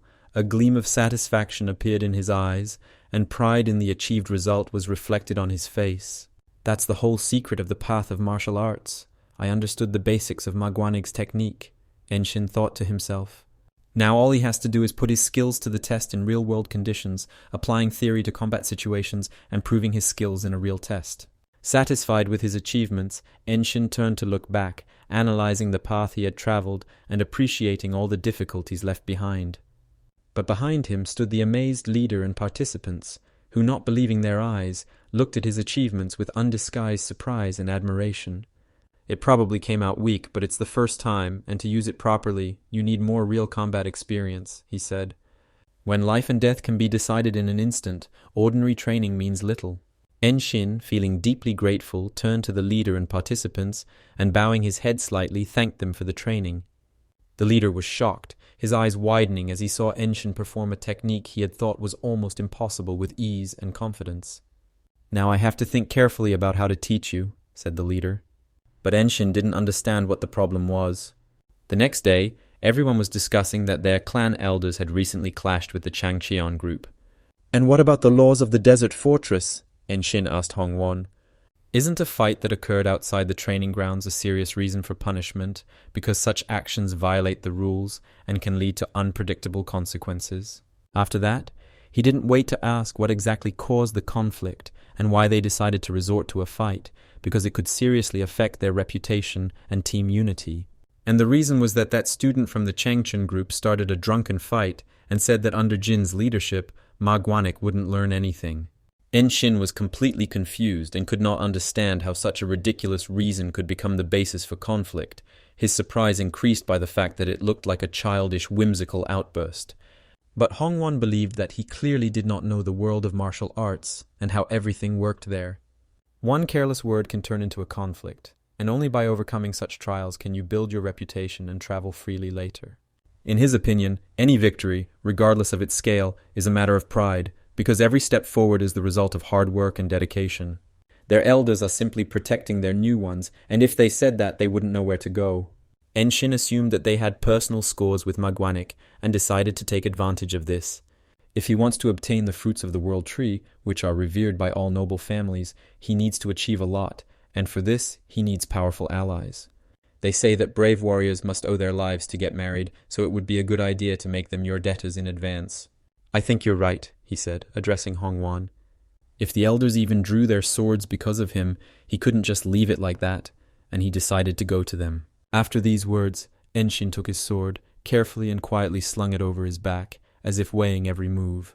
Hongwon was impressed by such spirit. He knew that he was no stranger to the true feelings of a warrior. After a while, Enshin and Hongwon arrived at the senior students. The seniors didn't understand why they came because they didn't have training today. But Enshin seemed not to be listening to them. His gaze was focused and firmly directed at the leader. He walked towards him, his steps were confident, and his face reflected seriousness. The elders looking at him didn't understand why he was so stressed at the beginning. At this stage, respect is more important. They approached the leader and without saying a word, calmly bowed, thereby greeting him.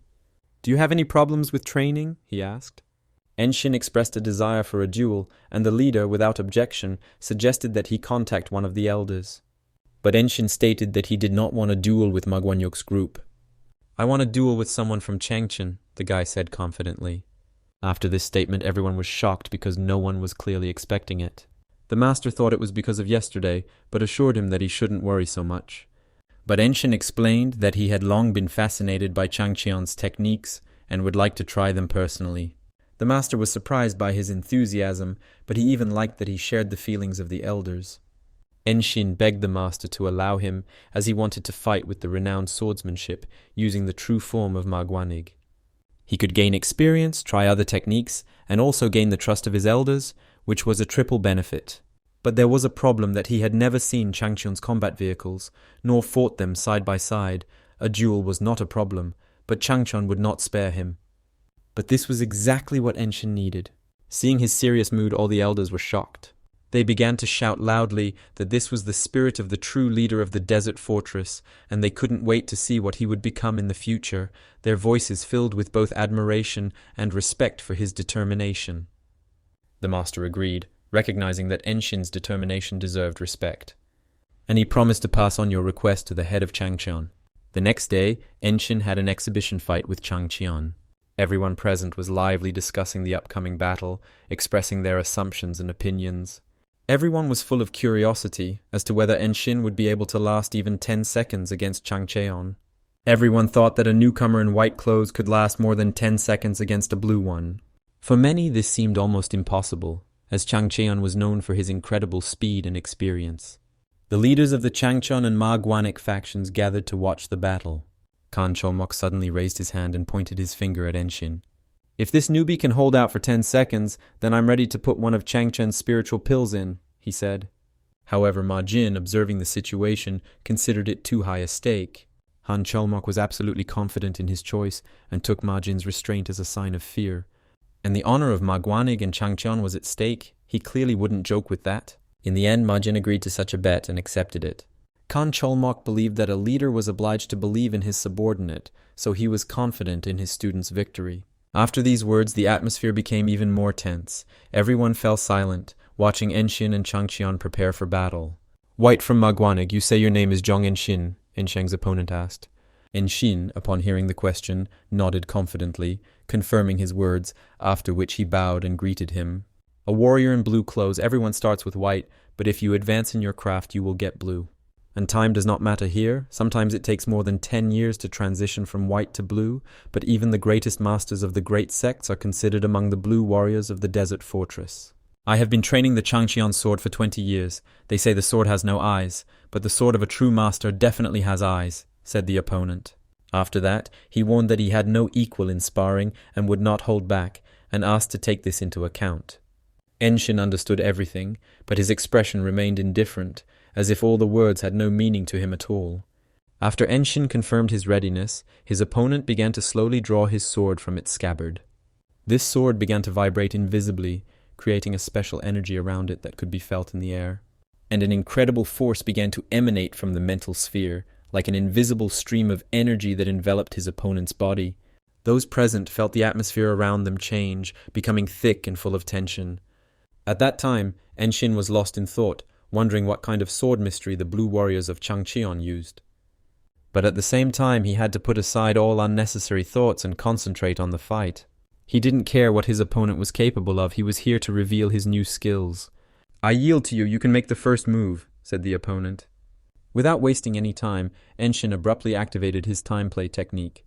After that, he accelerated sharply and began to attack his opponent at high speed.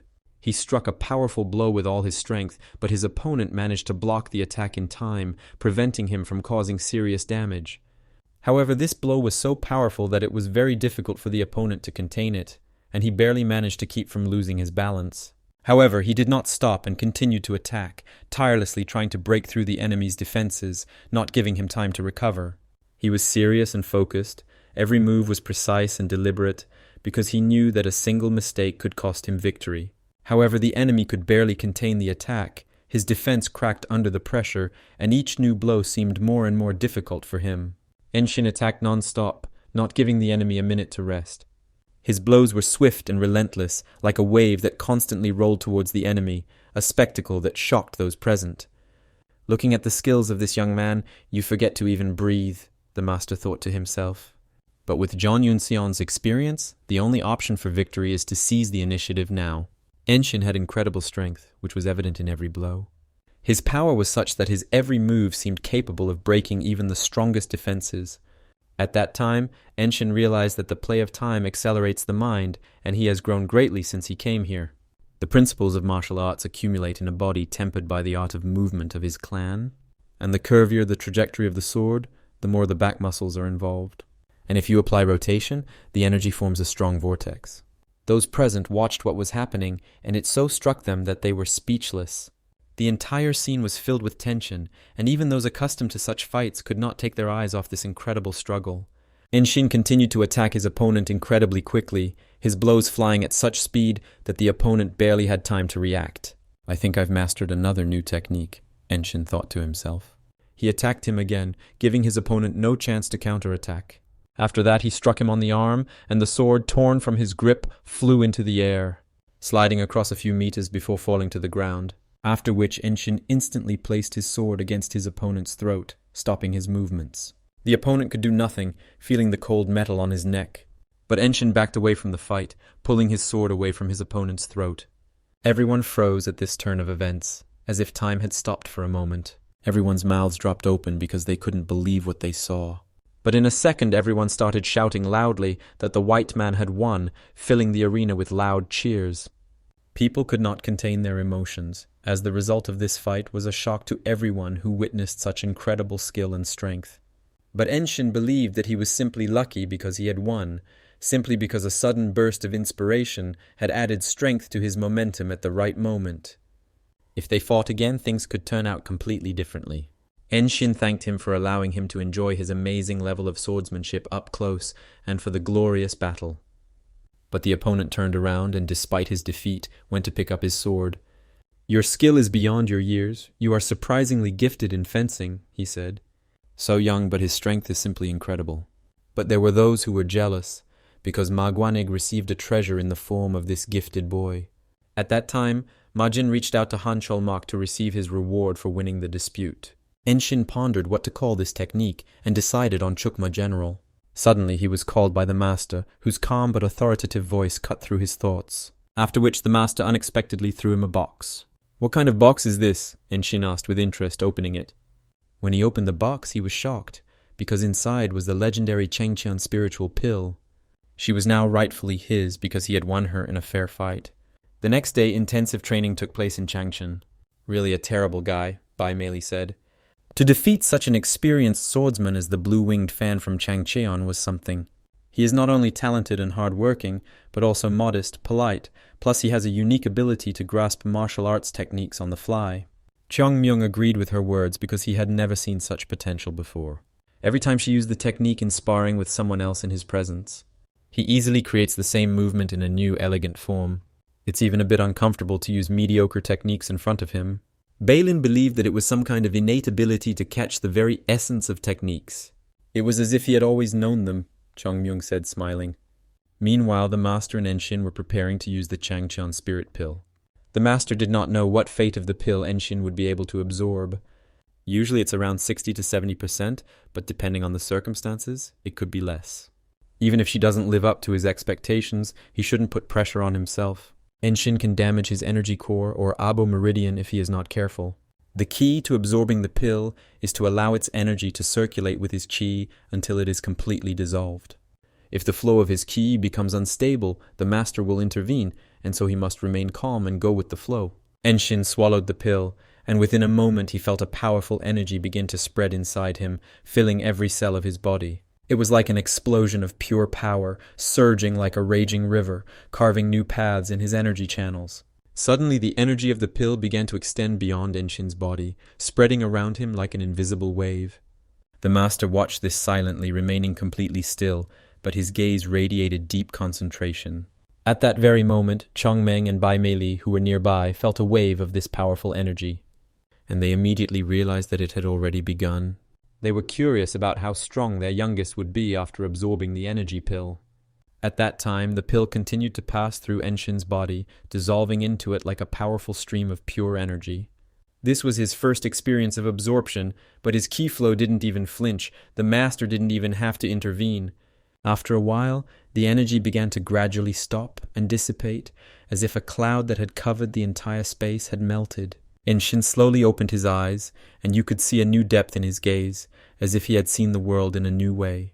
The master congratulated him on being able to fully absorb the energy of the pill. "My chi has noticeably strengthened," Enshin said, looking at his hands. While the master could not believe that he was able to absorb all the energy, alone, without any help. With the increase in internal energy, he could feel things he hadn't even noticed before. And then it dawned on him that his elders were all over the perimeter of the region. He asked his suspicions. The master confirmed his words. Enshin was silent for a moment, but still decided to ask what was bothering him. He turned to his master. "Why are you all so kind to me?" he asked. The master looked at him and smiled. "It's not about you. It's natural for a group to take care of all its members," the master replied. "In the world of martial arts, where life and death are often at stake, solidarity is natural. The higher your combat skills, the better it is for the Magwaneg faction." Enshin simply listened silently, carefully observing the master's every word. Evening came, and the silence that enveloped the land grew even deeper. Enshin continued to practice his technique in his room, completely absorbed in the process. He noticed that his internal energy had increased significantly. He became curious about how much stronger he had become after receiving the energy, so he decided to test his new abilities. He quickly left his room and headed to the training hall. Suddenly a voice spoke to him, interrupting his concentration. It was Bai Mei Li who quietly approached Enshin, standing at the edge of his training area. "Couldn't resist and came here to train?" she asked. She also got inspired to train while watching him fight. Enshin noticed that she had been promoted and congratulated her on this achievement. But Bai Mei Li didn't think so because she thought it was just a small step forward. After which she apologized if he wanted to train alone and suggested sparring. But Enshin didn't mind, because you can train yourself at any time, and learning something new from the elder swordsman Ilian is a very rare opportunity. But she asked to be called just Buck, because that was more than enough for her. After a short pause, both began to prepare for sparring. Enshin looked closely at Bai Mei Li, and sensing the seriousness of the moment, said he would start first. Bai waved her hand. The gesture was calm, but there was clear confidence in it. She was ready for any attack and was not afraid to accept the challenge. Enshin, sensing the challenge from Bai Mei Li, changed his tactics drastically. He didn't wait or hesitate, and began to attack even faster. Suddenly, at one point, when Enshin made another dash and swung at her, Bai Mei Li reacted with lightning speed, and in an instant she intercepted his sword, conveniently and skillfully grabbing it by the blade, preventing him from continuing the attack. After Bai Mei Li intercepted his sword, she instantly seized the opportunity. Holding his hand tightly, she deftly moved his hand to an uncomfortable position for him and prepared to strike with the other. But Enshin, watching her movements, reacted instantly. He felt her hand holding him tightly, but gathering all his energy, he quickly raised his free hand and made a powerful movement, jumping back. Bai Mei Li did not stop and continued to attack without any hesitation. Bai Mei Li, feeling that her attacks were not producing the desired result, decided to employ a new strategy. She concentrated all her strength in her fist, slowly and intently concentrating her energy. Enshin, seeing Bai Mei Li concentrate her strength in her fist, reacted instantly. He also gathered his energy, felt it overflowing his body, and directed it into his hand, a sharp movement, and there was his fist ready for a collision.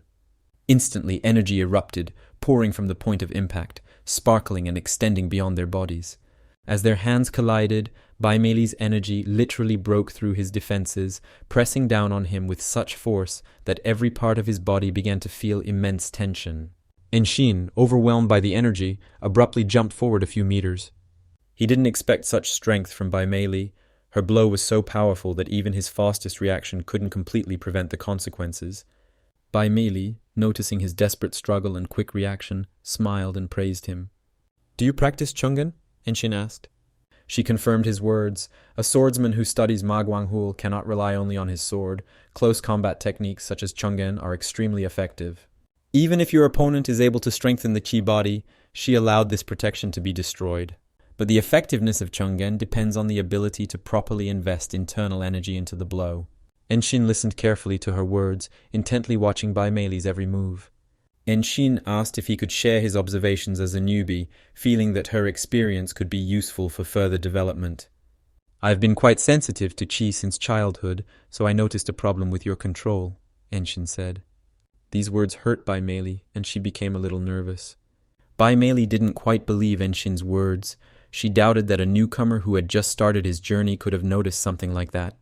Enshin said that was a bit wrong, but she didn't understand at the time how he knew about the control problems. But he explained that he does not see the flow of qi inside the body, he only observes the flow as it comes out with the energy. Bai found it hard to believe his words. This sense of perception is only given to purple-ranked masters. A purple rank master is the top of the hierarchy of martial arts mastery in the Desert Fortress. First comes white, then blue, black, and then only purple. Bai Mei, still hesitant, allowed Enshin to share his observations.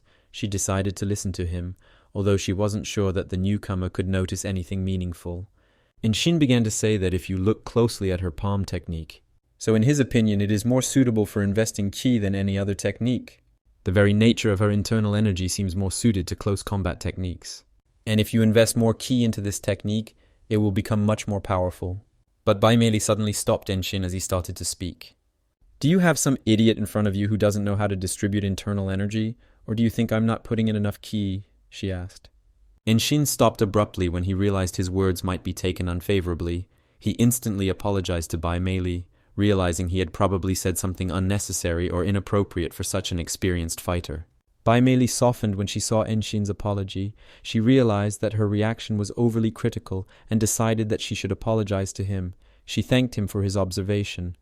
After that, Bai Mei nodded silently, gathering her thoughts, and left. Enshin remained standing still, watching Bai Mei walk away, his gaze attentive but slightly thoughtful. At that time, Bai Mei came to the master. Pondering over what had happened, she expressed her thoughts, saying that her fighting skills were revealed thanks to Enshin's observation. After that, Bai Mei asked the chairman if the master had mentioned to Enshin the origin of her skills. "What kind of fool do you think I would tell him something so important?" asked the master. In that case, Bai Mei had no idea where Enshin could have learned about the origin of her skills. The master suggested that he had glimpsed the techniques we stubbornly develop from the lost art of the divine demon. The master believed that Enshin's boy was special. Even if you went around the whole world, it would be difficult to find a similar talent. A person like him only comes into the world once in a generation. Even those whose skill is undeniable will confirm my words. "Do you think he's really at such a high level?" Bai asked. But the master was sure that he was undoubtedly the future elite of our hierarchy. It doesn't matter what others think of him, but it's definitely not worth dismissing his words as advice for a beginner. But Bai didn't understand what he meant. Was it really worth discussing the art of the divine demon with him? The master confirmed her assumption because her self-study has its limits, and he doesn't have time. In such conditions, his advice is very appropriate. The master believed that Enshin had the traits of a great master. He noticed in him a rare ability for observation, strategic thinking, and rapid mastery of techniques. The master also noticed that Enshin has a unique ability to adapt everything he learns to himself. He doesn't just copy techniques, but adapts them to his own strengths and fighting style. The only problem the master noticed in Enshinov was his character, but it was at this moment that the master received a small task that could be a chance for Enshin to correct these traits. The master asked Bai Mei to go down and observe how Enshin coped with life and death circumstances with his comrades. By watching Enshin deal with life and death circumstances alongside his comrades, she could gauge not only his fighting skills, but also understand his true character and whether he could be trusted. The master was sure that in 5 years Enshin would definitely lead Magwanig. His growth and ability to adapt, along with the constant development of his fighting skills, made the master believe that he could become a leader. The next day, early in the morning, they set off on their mission. Bai Mei, Enshin, Hongwan, and Qiongmeng mounted their horses and set off. On the way, Bai Mei couldn't stop thinking about the master's words. She replayed his instructions and assumptions about Enshin over and over in her head. The master was confident in his potential. And finally they arrived at the Jingping County Post Office. Hongwan was glad that they had finally arrived, for the journey had been long and tiring. They had spent 10 whole days on horseback, and it had clearly taken its toll on their endurance. While they tied the horses to the trees, Enshin remained in his thoughts, remembering the conversation with the master. Someone from the cult of the Bloody Flame is terrorizing the village, regularly killing livestock and destroying crops, the master said. All this happened in Jingping County in southern Shanxi. There are groups in Shanxi that could handle this themselves, but there was a recent incident involving the theft of elixirs from the Huashan sect. Just don't say that the stolen pills are Jasodon, as if they can be compared to the great revival of Shaolin, Hongwon asked. But it seemed like the scale of this mission required the mobilization of the entire civil society of Shanxi, and they lacked resources. That's why they asked for their help. The master decided that this task required more strength and experience, so he sent 4 students, including Enshin. For Enshin, the Blood Flame clan remained a painful memory. He hated them with all his heart, because this clan was a symbol of loss and suffering in his life. We sent the request so long ago, and they only arrived now? A disgruntled voice broke the silence. When they returned, they saw the man who, gesturing, continued to express his displeasure. His gaze was bitter, and his tone was filled with disappointment. Enshin looked at the man carefully, trying to understand who he was. His demeanor and the confidence in his voice indicated an important position, but to everyone this person was completely unfamiliar. The man, casting a critical glance in their direction, contemptuously called them suckers, his words harsh, emphasizing his disdain and doubt of their abilities. The man clearly doubted their abilities, believing that they were unlikely to be able to handle their abusers. Enshin, feeling growing irritation, wondered what exactly this man wanted from them. Many of the local officials are ignorant in such a remote area and have probably never seen a real martial arts master. Therefore, some equate swordsmen in the service of the empire with their personal cleaners. Enshin wondered if the man's speech acupuncture point could be sealed to stop his incessant remarks. Chong Myung without hesitation allowed it, saying that less talking would mean more time for action. Before the man could say a word, Enshin instantly struck him, striking with a precise and quick movement the acupuncture point that blocked the ability to speak. The man shuddered, and his lips became motionless. Enshin, looking at the silent man, added with cold composure that his remarks were of little interest to them. After Enshin finished his short but decisive remark, they calmly went about their task. Hongwon, noticing Enshin's actions, asked if he had already mastered acupuncture techniques. Enshin calmly confirmed his words, making it clear that he now possessed these skills and was ready to use them if necessary. You know, I think it's not really appropriate to address you as you are anymore, Hongwon thought. From that moment on, Hongwon decided to call Enshin Young Master Zhong, recognizing his skills and progress. Enshin, with a smile on his face, accepted the title, joking about how he should now be honored. These words struck a chord with Hongwon, and a smile appeared on his face, his shoulders squared, as if emphasizing his new role in this dynamic. Suddenly, Chong Myung placed his hand on Enshin's shoulder, causing him to briefly be surprised.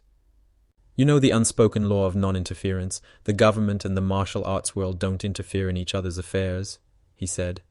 But they, unlike many other fighters, can afford a little more in communicating with officials, since they act on behalf of the ruling family. And they are pleased to put in place fools like that man who think they can reprimand them. Such is the privilege of a desert fortress fighter. But Bai, noticing this moment, paid attention to Enshin not to overdo it with this. But Bai, unable to resist commenting, added that she couldn't help but notice how great it turned out. Suddenly, Hongwon heard strange sounds and saw silhouettes approaching the village. This caught his attention, and he immediately focused. Hongwon, sensing the tension, asked the others to take a look at what was happening. There were loud screams, which added even more anxiety to the atmosphere. The sounds came from the direction where the silhouettes were approaching, and it became clear that something was happening. At the same time, a strange and sinister laughter began to be heard from behind the silhouettes, which made everyone even more wary. It was a large man holding a child in his arms, and his voice echoed with deep irritation as he shouted at her to be quiet. Enshin's blood boiled in his veins when he recognized this man. He was one of the representatives of the cult of the Blood Flame, known for his cruelty and ruthlessness. Without wasting a moment, Enshin ran straight towards him, his steps quick and decisive, for he could not afford to hesitate at such a moment. Chong Myung also ran after him without hesitating for a second. Cheon Myung surpassed Enshin thanks to his Myung clan's precognition technique, which was known for its incredible speed and maneuverability. Hongwon and Bai also overtook him, each using their own special skills. Enshin began to feel angry at himself for being left behind. His heart beat faster, and he felt disappointment overflowing him. All this time, he wasn't particularly keen on movement techniques, and the training room was a bit lacking. At that time, a man from the cult of the Blood Flame began to injure the locals, and his cruelty knew no bounds. People who became victims of his aggression did not even have time to defend themselves, because he was extremely strong and relentless. He didn't feel sorry for people at all. He laughed at them as if it was some kind of game. His laughter was cold and malicious, full of contempt for those he chose as his victims. But at that time, a child was screaming in his arms, and he was ordering her to be quiet, further intensifying the atmosphere of cruelty. But suddenly he heard a noise behind him and turned around. But Chung Myung had already begun to attack him from above. His movements were lightning fast and precise, as he used his precognition technique to execute the attack at great speed. His blow was powerful and quick, because he knew that every second mattered, and he had to stop this ruthless enemy. After which they exchanged glances. Then Chung Myung jumped back a few meters, ready for a new move. He quickly assessed the situation, taking into account his opponent's every move. But suddenly the enemy noticed that something was missing in his hands. He looked down sharply, and his eyes flashed with surprise when he realized that the child he was holding had disappeared. She was in Chung Myung's arms. He held her firmly but carefully, protecting her from the danger that had not yet passed. His gaze was calm and focused, while confusion appeared on his opponent's face. But the enemy drew attention to his shoulders, where there was the sign of the desert fortress. It was not an ordinary symbol, but a marking that indicated belonging to one of the strongest and most threatening organizations. But suddenly Bai appeared from the other side, moving quickly and steadily, her steps carrying determination and readiness for battle. But suddenly the enemy, smiling, began to release his spiritual energy. The air around him trembled, and the energy itself began to grow, absorbing the surrounding space. He began to scream loudly, and this scream, filled with rage and determination, cut through the silence around him. His energy began to literally tear the air apart, causing the earth to tremble from a powerful eruption of spiritual power. But suddenly, with all his strength, he bent into the sky. His body, as if lifted by an invisible force, broke away from the ground, and he instantly flew into the air, leaving all the limits of his usual attacks. He suddenly turned and started running away. Cheong Myung and Bai realized that they wouldn't have time to catch him. His speed was extraordinary, and even with all their fighting skills, they couldn't handle his unexpected movement. They were curious about who this guy was. His speed and strength were impressive, and his behavior during the fight and avoidance of defeat left many questions. And judging by his speed, he expends life force to use such a movement technique. But she turned her attention back to the place where their comrades were staying, as well as to the situation unfolding around them. Behind her ran the gasping Hongwon and Enshin, their breathing heavy, both looking tired after the fast pursuit, but their determination remained unwavering. After the four of them got together, circumstances became even more tense. Bai turned to Hongwon, mentioning his fighting skills. She noted that they were completely in line with his white level and even slightly exceeded expectations for this stage. Bai, noting that Hongwon had all the necessary fighting skills, also noted that he lacked stamina, which was an important detail, because even the best fighting techniques cannot be effective if there is not enough strength for a long-term confrontation. Enshin was deeply disappointed in himself, feeling that he had not been able to reach the level he aspired to. His fundamental skills are surprisingly well developed, a level of mastery rarely found among the 8 clans. Looking at how he moves without using techniques, no one in Magwanig's group will be able to catch up with him. Even Main, and who cares about someone else's speed anyway? Chung Myung noticed that Enshin looked depressed. His usual determined and calm expression changed to one that expressed doubt and disappointment. Seeing Enshin in this state, Meng turned to him. He offered to teach him his movement technique. Enshin was so shocked that he couldn't believe what he was hearing. Does Meng really intend to teach him the technique of moving? But Meng confidently confirmed his words. The movement technique is not considered a full-fledged martial art of their clan. It was just a little walking lesson, although most of the townspeople were too much for it. Although Meng was confident that Enshin would be able to handle it, he still warned him against premature joy, as no one in the Maguang sect had been able to master it yet. He once taught it to those who wanted to learn, but no one ever succeeded. Although it is called a displacement technique, there was no system in this technique. Suddenly, energy began to rage beneath men, blinding everything around him. How is energy at the tips of your fingers, even though there was no activation of the flow? Enshin thought to himself. But Meng emphasized again that this was just a walking lesson. After that, he began to climb the tree trunk, as if he were walking on the ground. He did it so easily, as if his every step was natural and effortless. Without effort, Meng reached a large branch at the top of the tree. At the same time, his presence was almost imperceptible, as if he left no trace in the air. Enshin carefully memorized his every step, recording the smallest details. He couldn't help but admire the Meng clan's incredible technique, amazed by its skill and sophistication. Chi is not used, but some kind of energy supported his body. Even the descent to the ground was so smooth, as if he simply floated away, like a leaf gently falling to the ground. "So, did you understand everything?" asked Meng. Enshin realized that it was some kind of wind created using energy, but it did not have the same powers as the Meng clan. Meng couldn't believe that Enshin could understand this, because he was only observing the flow of energy without interfering with it. Enshin couldn't understand if that was why Meng had shown him his technique. But he understood something, and thanking men expressed his gratitude. "I understand if you analyze the movement based on the fighting forms and allocate energy accordingly," Enshin said. But before he could finish, Hongwon interrupted him. Hongwon realized that these thoughts could drag on for a long time, so he decided to leave and find a place for them to spend the night. When they went to rest, Enshin was still turning over in his mind what he had seen, the energy, and the nature of men's technique. He meditated, focusing his energy throughout his body, trying to feel and capture every flow of it. At that time, Meng was resting outside on a tree, enjoying the peace. Suddenly Meng noticed Enshin walking outside and heading towards the playground, as if with some purpose or intention. He stood in the middle of the court, and his legs began to glow with energy, as if a stream of power was flowing through him. What he saw immediately left Men speechless, and his eyes opened wide in surprise and admiration. He found it incredible, because Enshin had mastered this technique in just a few hours, which was almost impossible for most. A new day had dawned, the birds were singing merrily, breaking the silence, and pecking worms from the ground, enjoying the morning sun. At this time, Hongwon was training on the court, performing exercises with concentration. He couldn't believe that it had already been 3 months since they got there, and Enshin had already mastered the arts of the Meng clan. Meng did not deny that he had the makings of a great master. Even for their clan, this was not the easiest task. After these words, Bai's words flashed before his eyes.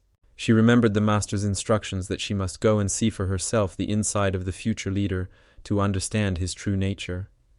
"By the way, was it worth sending Enshin alone?" Hongwon asked worriedly. Bai believed that people were too scared to leave them alone. But besides, it was a reconnaissance mission, and she was sure that Enshin would easily screw up this task. At that time, a loud stomping of feet and a rapid run could be heard in the forest, breaking the silence and seeming close. It was Enshin, speeding through the forest, his every step confident and rhythmic, as if he were part of nature. He felt an incredible lightness, speed, and a distribution of strength that was incomparable to his previous experience. Every movement seemed natural and effortless, and it gave him pleasure, as he felt his body harmoniously interacting with the environment. After some time, he reached the building where the people from the cult of Bloodflame were. "Finally, I found their lair," Enshin thought to himself. But suddenly he paid attention to what was happening near the den. What he saw so struck him that it took away his ability to speak, and he remained spellbound, unable to utter a word. A man from the cult of Bloodflame sitting on a rock calmly ate a child. This eerie picture filled Enshin with horror and uncontrollable anger. He devoured the child miserably, like a beast, completely immersed in his monstrous meal, which further inflamed Enshin's anger. After that, the man suddenly froze, raised his head and turned to the side, sensing Enshin's presence. He asked in a hoarse voice who Enshin was, looking at him carefully, as if trying to gauge his strength and intentions. Looking at Enshin's clothes, he instantly realized that he belonged to the desert fortress. Enshin's eyes burned with anger and hatred, as if they reflected all the anger and indignation caused by what he had seen. The man slowly began to wipe his mouth with his sleeve, maintaining an indifferent expression on his face. After that, he calmly asked if Enshin had come here alone. When he realized that Enshin had come alone, his face twisted with malice, and he began to shout loudly, calling Enshin a fool. He could not believe that he had dared to come alone. But he didn't have time to finish when Enshin, with lightning speed, in one precise movement, ran his sword across his neck. Blood gushed in all directions, contaminating the ground around, creating dark pools that quickly engulfed everything around. His body fell heavily to the ground, and Enshin, without turning around, stood with his back to him, maintaining a calm, cold look. After that, Enshin turned his attention to the boy. His face was haggard, and there were still tears in his eyes, indicating fear and suffering. Enshin was filled with various emotions, anger, compassion, and disappointment. He remembered his family and his clan, who were killed by the cult of the blood flame. The pain and hatred of these memories filled his heart, and his sword, as if responding to the emotions, ignited with bright energy. "I won't leave these reptiles alone," Enshin thought to himself. He promised the boy that as soon as he was done with them, he would give him a proper burial. After that, he concentrated all his energy, distributing it throughout his body and weapons, feeling a flow of power permeate him, giving incredible power to every movement. After that, his power flared and swept through the building like an invisible wave, destroying everything in its path. He struck with his sword Magwangol, and it cut through the air with incredible speed. After that, he struck the building with his sword, and a powerful blast of energy tore through the walls, shattering them into pieces. Inside the building were people from the Red Cult, who, upon hearing the impact, reacted instantly, but it was too late. They saw a silhouette appearing among the ruins, but could not understand what was happening. It was Enshin, hooked and angry, his eyes blazing with hatred. After that, he struck him with all his strength in the chest with his sword, and the blow passed through his body. "The cult of the bloody flame, because you live by the principle of survival of the fittest, right?" Enshin asked. In this case, Enshin would suggest being killed by someone much stronger than him. After these words, Enshin without hesitation delivered the final blow, finishing him off. Then he heard strange rustling sounds and a low hum behind him, which seemed to be getting closer and closer. This rumble came from the middle of a cave nearby. An even greater surge of energy is coming from this cave, Enshin thought to himself, from which he concluded that this was not just a shelter for members of the Blood Tribe cult, but rather the cult's base. After that, Enshin stopped abruptly, listening carefully to the sounds coming from the cave. Suddenly, members of the cult ran out of the cave, their faces distorted with rage. They shouted loudly, accusing Enshin of being audacious and daring to attack them. They rushed towards him, full of hatred and determination, intent on killing him. Weapons gleamed in their hands, and their every movement radiated aggression because they wanted him to pay in blood. Enshin noticed them rushing towards him, and his gaze sharpened. But he still stood firm, ready to meet this attack with his indomitable strength. After that, Enshin gathered all his energy, and in an instant he abruptly jumped towards them. His movement was lightning fast and precise, like that of a predator pouncing on prey. The sword in his hands shone, ready to deal with anyone who dared to stand in his way. Enshin, like a whirlwind, cut through each of them with his sword. His blows were quick, precise, and merciless, leaving behind only bodies that fell helplessly to the ground.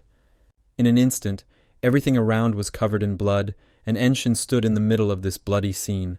"Guy from the desert fortress, what have you forgotten here?" asked an ominous voice from the cave. Enshin began to look closely and listen to the voice that came from the cave. A silhouette began to emerge from the cave, dark and vague, but clearly massive, its steps slow but sure. And Enshin realized that the ominous energy he had initially perceived as coming from them was not actually theirs. A man emerged from the cave, his figure enveloped in a dark aura, and his every step seemed as heavy as the very earth beneath him. Enshin began to examine him carefully, listening to every sound and analyzing every movement. He was completely different from anyone Enshin had encountered before. He had heard rumors that when a person reaches a certain level of internal energy, their hair color can visually change. In this case, it could only be one person. It was the leader of this cult, the Supreme Master. In the Blood Tribe sect, he is called the Blood Demon with a sword. "Your suffering will help quench my thirst for blood," he said. Enshin was preparing for this fight, his body tense and his mind focused. Blood Demon with a sword, a title worn by the leaders of the Blood Flame sect's units. Among the civilian population and the lower classes of the fighting world, they are equated with the Reapers of Death. There are very few masters skilled enough to kill them. "I'll attack first before he gets close," Enshin thought to himself, preparing to attack. That's how he won last time, attacking before his opponent had time to react. He gathered his energy, and the sword in his hands began to emit a bright light, ready for any danger. Looking at Enshin, the master of the Blood Flame cult couldn't understand if everyone in the desert fortress really thought so highly of themselves. But Enshin paid no attention to his words, and without wasting time attacked him with a powerful blow, using his timepiece technique. The sword cut through the air with incredible speed, and each movement was so precise that it seemed as if time itself had stopped at that moment, concentrating all the energy in one blow. The master did not expect such a strong blow and barely restrained it, trying with all his might to repel this powerful attack. He was thrown several meters away, barely able to stand. But Enshin did not stop and continued to attack continuously, his every move ruthless and precise.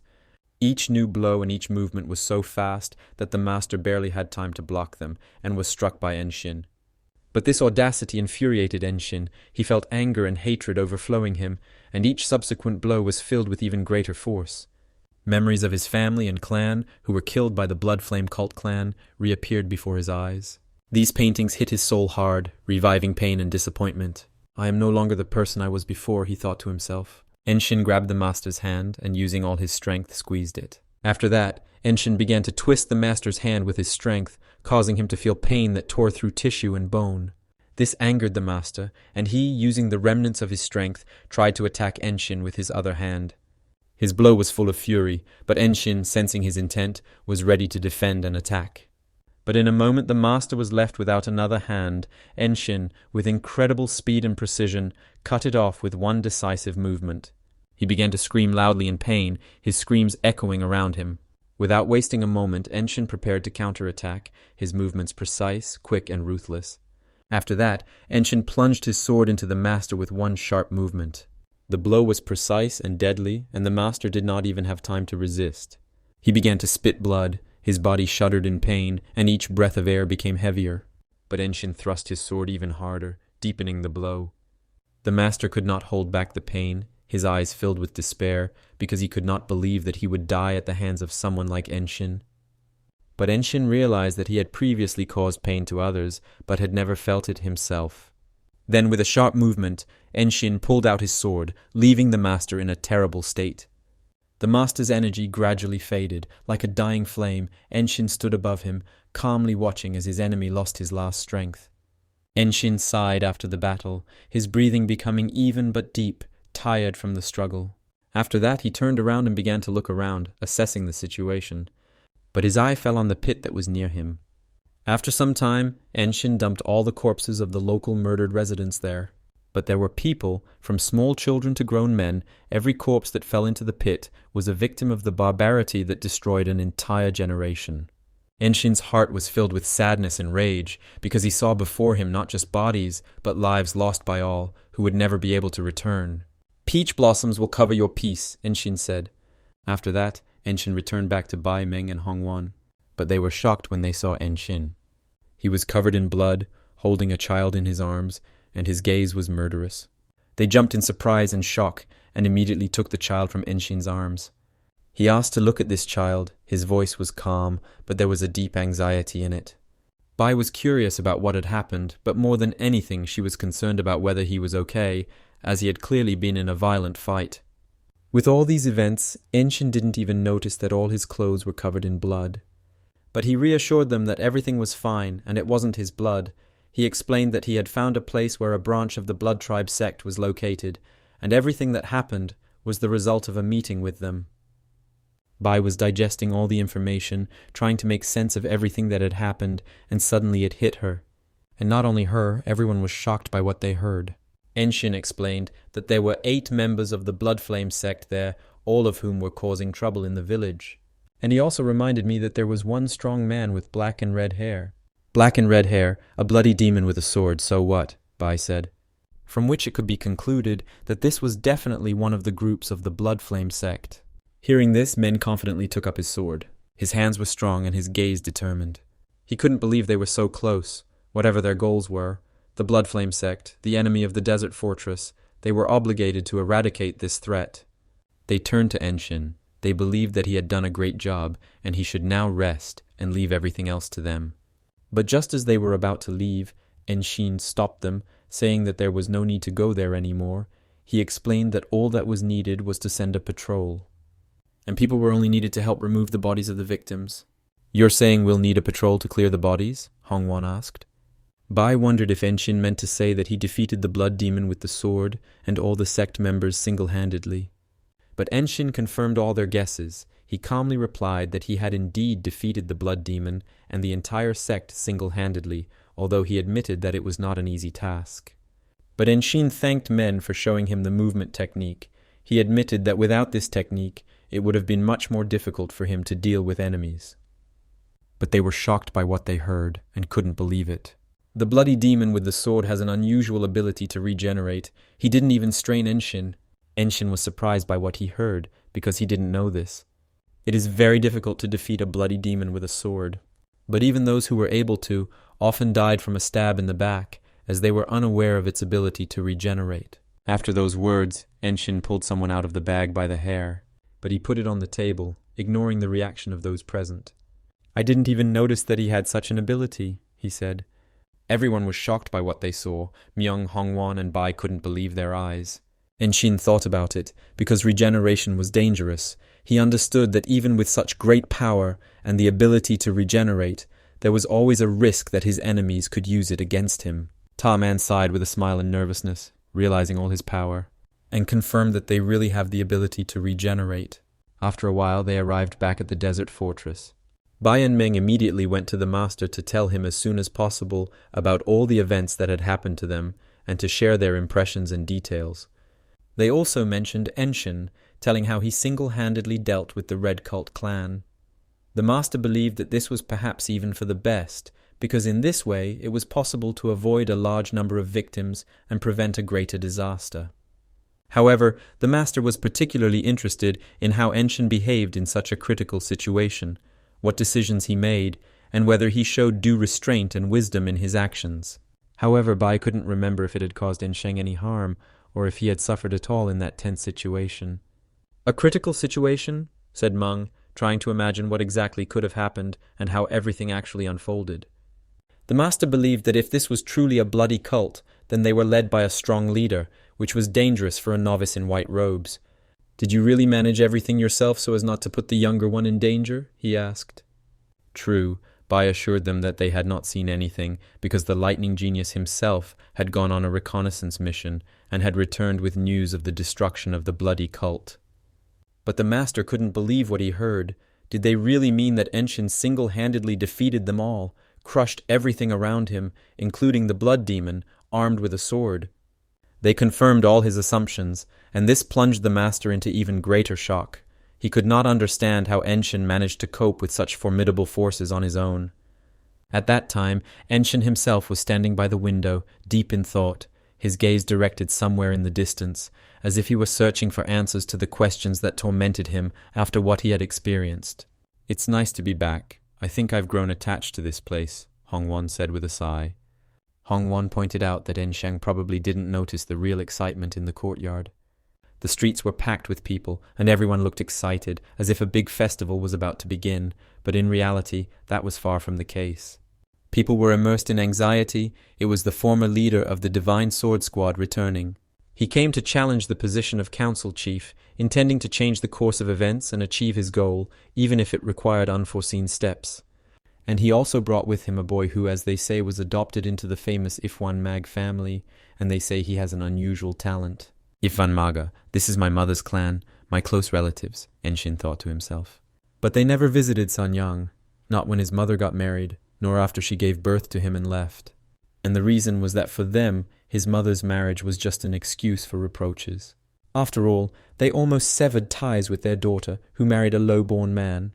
After a while, the teacher called Ensheng, and he came to him without delay. The teacher just stared at Ensheng silently, carefully studying every detail of his appearance and facial expression. The teacher noticed that even Enshin's aura had changed. It had become heavier and more intense, as if it carried within it the echoes of the battles he had experienced and the accumulated strength that could not be hidden. But he understood that single-handedly destroying an offshoot of a bloody cult could not be a simple success. The teacher looked at Enshin for so long and intently that he began to feel uneasy.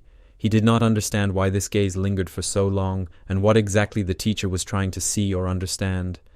After a long pause, the teacher slowly rose, his movements full of dignity and restrained strength. Standing up, the teacher finally said for Ensheng to follow him, as he had been summoned by the headmaster. These words only increased the tension, and Enshin felt that something extremely important awaited him because he had been summoned by the head of the desert fortress herself. After that, the teacher, without adding a single word, slowly walked towards the door. His steps were confident, and his posture maintained an effortless severity, as if his every movement had meaning. Enshung silently followed. "And what? Have there been cases when a novice in white clothes was repeatedly summoned to an audience within a year?" Enshin asked. But the teacher abruptly declared that this had never happened before, and his voice was filled with surprise and tension that only emphasized the seriousness of the situation. These harsh words from the teacher tensed Enshin. He felt anxiety begin to build inside, although he tried to maintain a calm appearance. When they entered the yard, the elders gathered around and began to greet Enshin and the teacher. The elders, gathered in small groups, began to lively discuss the events surrounding how Enshin single-handedly defeated the Blood Cult clan. Their voices intertwined, and there was a mixture of surprise and admiration in their conversations. They could not understand how this was possible, and each expressed their own assumptions about the power Enshin possessed. Enshin felt uncomfortable from the numerous looks from his elders, but the teacher noticed his anxiety and reassured him, explaining that this was normal, and it was not at all surprising that he was being paid attention to. After all, he himself had destroyed the responsibility of the Blood Cult, and this meant that he had already become the equal of the masters of the Desert Fortress. His strength and achievements could no longer be ignored. After that, they walked silently to the head, each lost in their own thoughts. The air was heavy with silence, and even the surrounding noise seemed distant as they approached the place where they were to meet the head.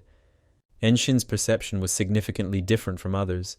He never had time to rejoice in his successes or achievements. For him, it was just another stage on the path. He just wanted to survive, and in that case, he needed to reach the strength of a divine sword squad leader before he turned 20, from white to blue, then to black clothes like Majin, and finally to go through the 17 stages of Magwanig and reach the purple rank of leader of the divine sword squad. After a while, they reached the door of the head, the silence that reigned around them becoming increasingly oppressive, and the atmosphere filled with tension. Before they could knock, they heard a conversation outside the door. The voices were clear, but they clearly sounded like they were discussing important matters, and every word seemed important. "Chief, this child is of low blood. He is nothing for their kind," said a male voice from behind the door.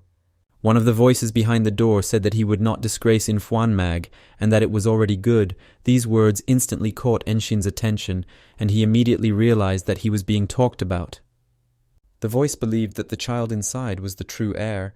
Even though he came from a side branch, his talent was extraordinary, and this was undoubtedly clear to all who watched him.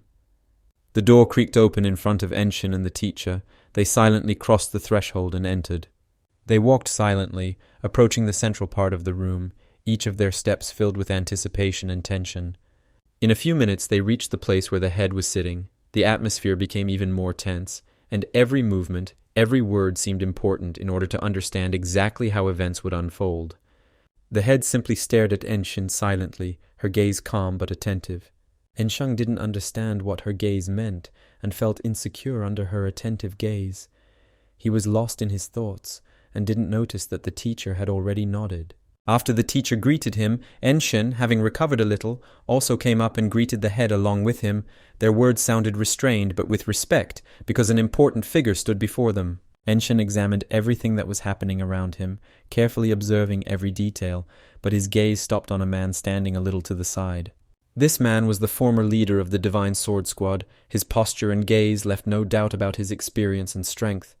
This man was a purple rank master, surpassing even teacher Majin. His status and strength were recognized by everyone, and he was one of the highest authorities in his environment. The master greeted Enshin, and looking at him with curiosity, asked if he was really the same famous lightning-bearing genius from Ma Guanig. "I am Ma Yongjok, the one who once led the Divine Sword Squad," the man said. And behind him stood his grandson, who wanted to compete with a gifted peer, so I turned to the head. The master was pleased to meet Enshin and expressed interest in his achievements, but Enshin could not believe that he did not recognize him. His expression did not change, but his eyes showed deep interest, and perhaps even an assessment of the situation. The head only silently observed this. Her gaze was calm and penetrating. She did not interfere in the conversation, but her attention was riveted on every movement. every word that sounded between Enshin and the master. The master continued to say that he had heard fresh rumors about Enshin that had once again caught his attention, that these rumors were gaining momentum, and that even among those who knew about him, new speculations about his abilities and achievements were beginning to emerge. Enshin listened attentively. His gaze was clear and focused. He took every word of the master seriously. But having met you in person, he could say that these rumors do not even prove your true abilities. The master spoke haughtily. His voice was calm, but there was a slightly contemptuous note in it. But the master admitted that Enshin was really strong, and even added that his level was incredible for such an age. This admission was not easy, but the obvious could not be denied. Enshin paid his respects with a gesture, bowing his head in recognition of the master. His movement was restrained, but it reflected the seriousness of the situation. "Greetings. I am Jong Enshin from Magwanig," he said, his voice clear and calm, reflecting his confidence. What they heard left everyone speechless. They remained stunned, unable to immediately react to such a bold statement. The air in the room became heavy, and eyes focused on Enshini, everyone present silently appraising him, trying to understand what he really meant by his words. Yeonjok couldn't understand what it meant. His mind was filled with questions, and he tried to figure it out. If his last name was Chon, then it turned out that he was indeed the same person. This discovery immediately changed everything. "This is the first time we've met," Enshin said, his voice calm and confident, but you could also hear some palpable tension in it. The master's eyes widened at what he heard, and he felt cold sweat begin to pour from his forehead. An unexpected alarm signal flashed in his heart. Was Enshin really his sister's son? This thought instantly flashed through the master's mind. It was so unexpected that he couldn't immediately believe it. They exchanged glances, and both were not happy about what they heard. Each of them had uncertainty and confusion in their eyes, because it meant that Ma-jin and Enshin's mother were brother and sister.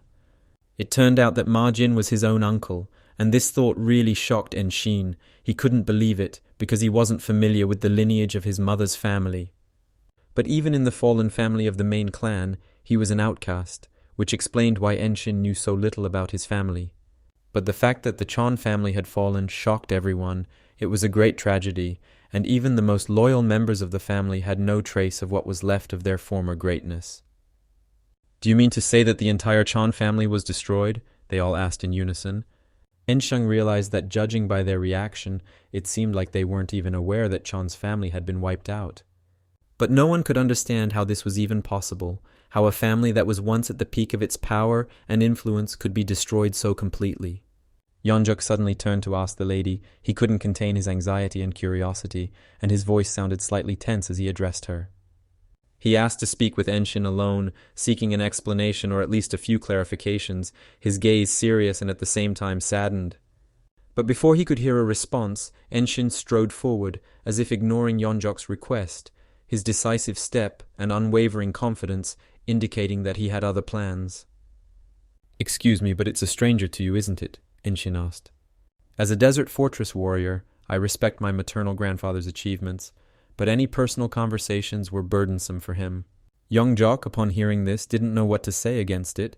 He felt confused, because he didn't expect such a reaction from Enshin.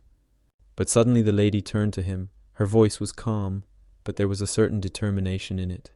She praised him because his spirit was impressive. Her words were warm but deeply respectful. She noticed his determination and steadfastness, even when others might have felt doubt or fear. But suddenly someone shouted to Enshin that this was unacceptable. The voice was sharp, full of anger and indignation. This was a grandson who couldn't accept how someone like Enshin could be a direct descendant of his grandfather. His indignation was obvious, and he couldn't contain his anger. And in general, it was disrespectful to the previous leader of the Divine Sword Squad. And how does he behave in the presence of the leader of the desert fortress? Enshin wondered to himself. But Enshin didn't need his approval. He understood well that this young man's opinion had no bearing on his future path. He drew attention to the sign on his shoulder, which indicated belonging to a clan, and confidently declared that he was not a member of the Ifwanmaga clan. He is completely subordinate to the Magwanying group directly, and this was more important to him than any other connections or assumptions. He looked at his grandson and giggled, which made him very angry. This laughter was not so much a manifestation of contempt as a cold confidence, which caused even more indignation in the young man. "Please let me fight this man. I will prove that he is not worthy of being related to us by blood," the young man declared with a hot passion in his voice. But Enshin objected because he believed that this was nonsense. He understood that this fight made no sense, because for him other issues were more important than satisfying the young man's ambitions. He shrugged, looking at the young man, his gaze full of indifference to his challenge. He didn't mind fighting if they wanted to test his skills, however. He didn't have to prove his worth to them or their kind. These words confused Yeonjok. He did not expect such confidence from Enshin. But suddenly Enshin drew attention to his combat gloves. It was a special detail that caught his attention. The combat gloves had a characteristic appearance that indicated training in close combat techniques, typical of Ifwan Mag. But their arguments were abruptly stopped by the mistress. Her calm but authoritative voice resounded in the silence, and all eyes immediately focused on her. She believed that friendship was often forged in battle, and this boy was a promising talent. Her words were calm, but with a touch of respect, which caused a certain numbness among those present. Therefore, the best way to allow their conflict to be resolved, in the mistress's opinion, would be a battle. She looked at them both, her voice even and confident as she added that they could place bets if they wished. But at the same time, she understood that there was little benefit for Enshin in this battle, so out of respect for her old friend, she decided that regardless of the outcome of the battle, she would fulfill any of his requests. These words made Enshin's eyes light up, and he felt a strong surge of energy. This gesture of respect motivated him even more.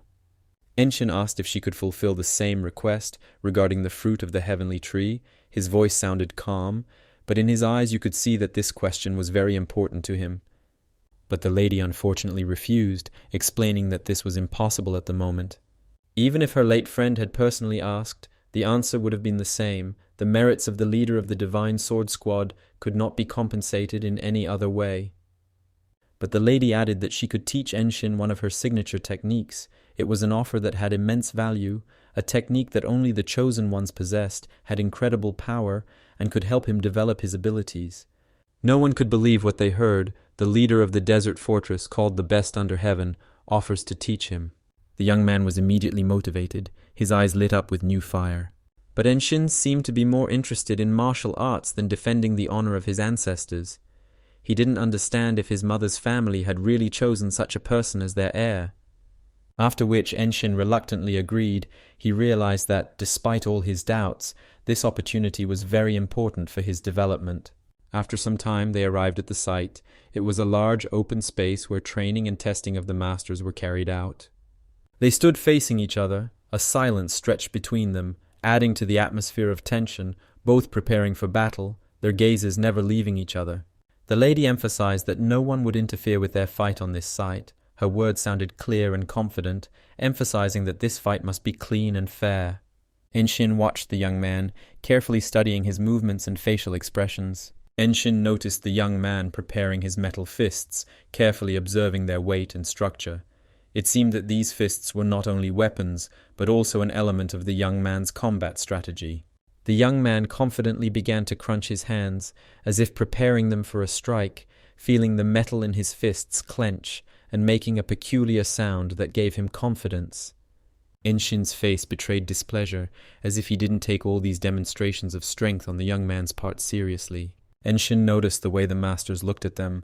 Their gazes were observant and piercing, as if they were assessing their every move. At the moment, he had enough affiliation with Ma Guanying, so he was not at all interested in connecting with the Ifwan Mag clan. After which Enshin, without wasting any words, pointed his hands in the direction of the young man, giving him a sign to attack. His gesture was calm but decisive, as if he was absolutely confident in his abilities and ready for battle. This gesture greatly angered the young man. He took it as contempt, as a sign that Enshin did not take him seriously, and considered him capable only of simple attacks. The young man hit him with all his strength, using his metal fists, trying to deliver a powerful blow that gathered all his rage and frustration, but Enshin, remaining calm and collected, easily repelled his attack. But at the moment Enshin repelled the attack, the young man suddenly jumped back, which surprised Enshin. He took some rare pill. His energy far exceeds mine, Enshin thought to himself. The young man, jumping back, wasted no time. With passion in his eyes, he began to prepare for a new blow, trying to find a weakness in Enshin's defense. Enshin, seeing that the young man was preparing for a new attack, decided to use his timepiece technique. The young man attacked continuously, his blows becoming faster and more aggressive, each time he tried to break through Enshin's defense. However, Enshin remained calm and reasonable, using his evasion skills. Although the young man's blows were strong and accurate, he seemed unable to overcome Enshin's calmness and speed. Enshin skillfully avoided every attack. His every movement was planned and thought out, his reactions were lightning fast, and his rebounds were precise and balanced. So this is what real family martial arts look like. Despite the seeming softness, these are very sophisticated techniques of a noble school, Enshin thought to himself. The young man, irritated, wondered why Enshin didn't draw his sword, since he clearly had enough opportunities to finish the fight.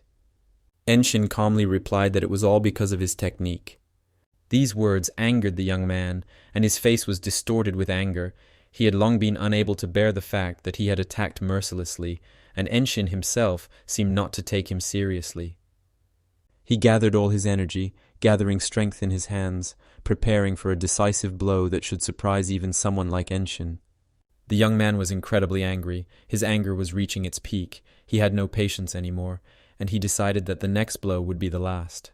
Enshin remained calm, his gaze unchanging, and even when the young man rushed at him with all his fury, he did not look confused or agitated.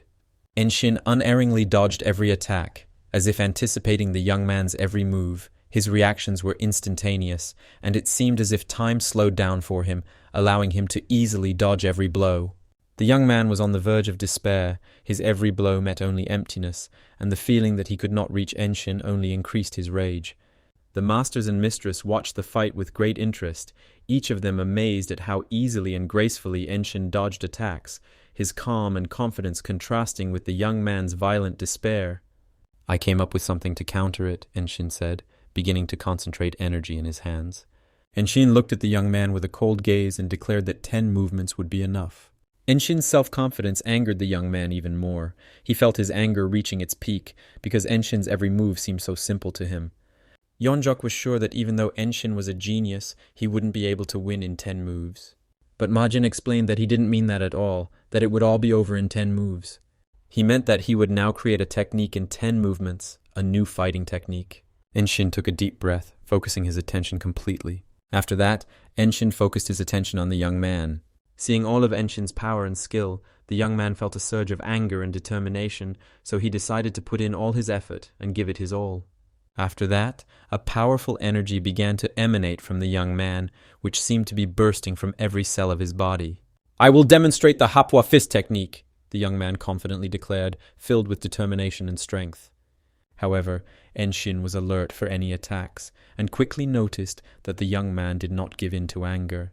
Instead, he was fully focused, directing all his energy into achieving the perfect blow. Moreover, he could feel waves of true energy emanating from him. It couldn't be that the purple master who once ruled the world was teaching him frivolously. Although the guy mentioned fist techniques, Enshin didn't mind at all if palm techniques were involved. Enshin didn't need to list all the techniques. It was clear to him that all that was needed was for the young man to give his all and show his true potential.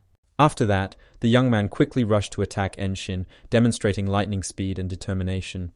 However, Enshin instantly turned around, taking a defensive position, and was ready to repel the young man's attack. The next moment, their fists collided, creating a powerful blow that echoed around.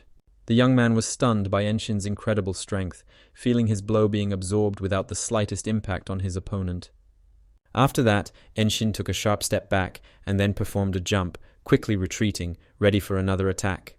The master, observing Enshin's actions, was amazed by his reaction and skill, not expecting such speed and accuracy. The master believed that their lightning-fast genius had not only not weakened during their travels, but had, on the contrary, become even more perfect, reaching new heights in their skills and craftsmanship. At that moment, Enshin, performing his technique of double chukmagen, struck the young man with incredible force, and he could barely withstand the powerful blow, feeling his whole body shudder in pain. The young man could barely withstand Enshin's onslaught, his body trembling from the force of the blows, and every movement seemed difficult under the pressure of his opponent's skill. But Enshin did not stop, continuing the attack with incredible speed and accuracy, not giving the young man any chance to rest or counterattack. The master, watching what was happening, could not believe his eyes. He was stunned by the level of skill and impeccable technique of Enshin, who seemed invincible. But the master could not believe his eyes, whether Enshin was really so inspired by the Hafwa fist technique he had just seen that he began to use even more effective and fast strikes.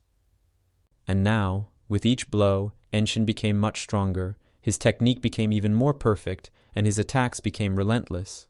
After that, the young man, sensing the change in Enshin's strength and technique, finally turned his attention to the masters watching the fight. The young man felt the gazes of the masters watching him, and understood that he could not afford to fail in their eyes.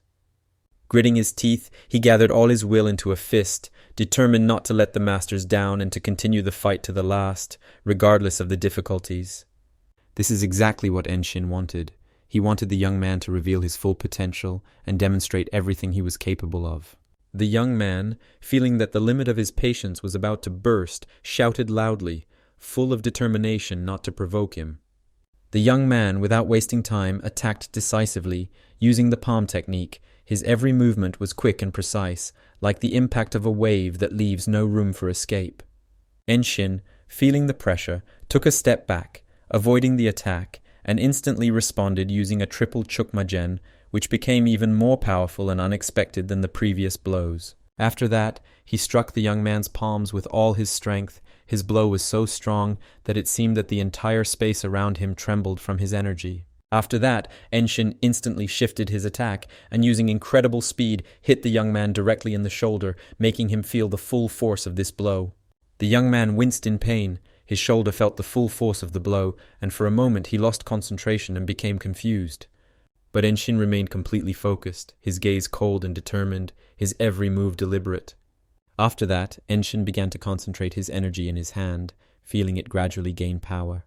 Enshin believed that palm techniques could indeed be interesting and effective in this fight, and he was ready to test its capabilities in practice, applying his own energy and skill. The masters watched this incredible battle intently, their every gaze focused on every movement, and they held their breath, realizing that they had witnessed something truly great. Enshin did not stop, continuing the attack with incredible speed and accuracy, and the young man, trying to dodge, moved to the sides. After that, Enshin impressively hit the young man with a fourth chukmajin. Everyone was shocked by this turn of events, as the fight had reached incredible intensity, but the mistress, watching this, could not hide her pleasure. It was the final blow. The young man, exhausted, fell to his knees, unable to continue the fight. The young man leaned back, breathing heavily, but gathering all his strength, he raised his eyes, full of determination and dignity, and met Enshin's gaze. Enshin stood over him, calmly and mercilessly gazing at the young man, without saying a word. His gaze was penetrating, as if he was assessing every aspect of his struggle, every move that had led to this moment. There was a silence on the field that seemed heavy and indescribable. Everyone present held their breath, watching this climax of the fight, when every movement, every look seemed important and decisive. The longer the combination, the stronger the energy of the fist became, as if each blow accumulated power that grew with each subsequent movement, reaching an incredible force capable of breaking through any defense.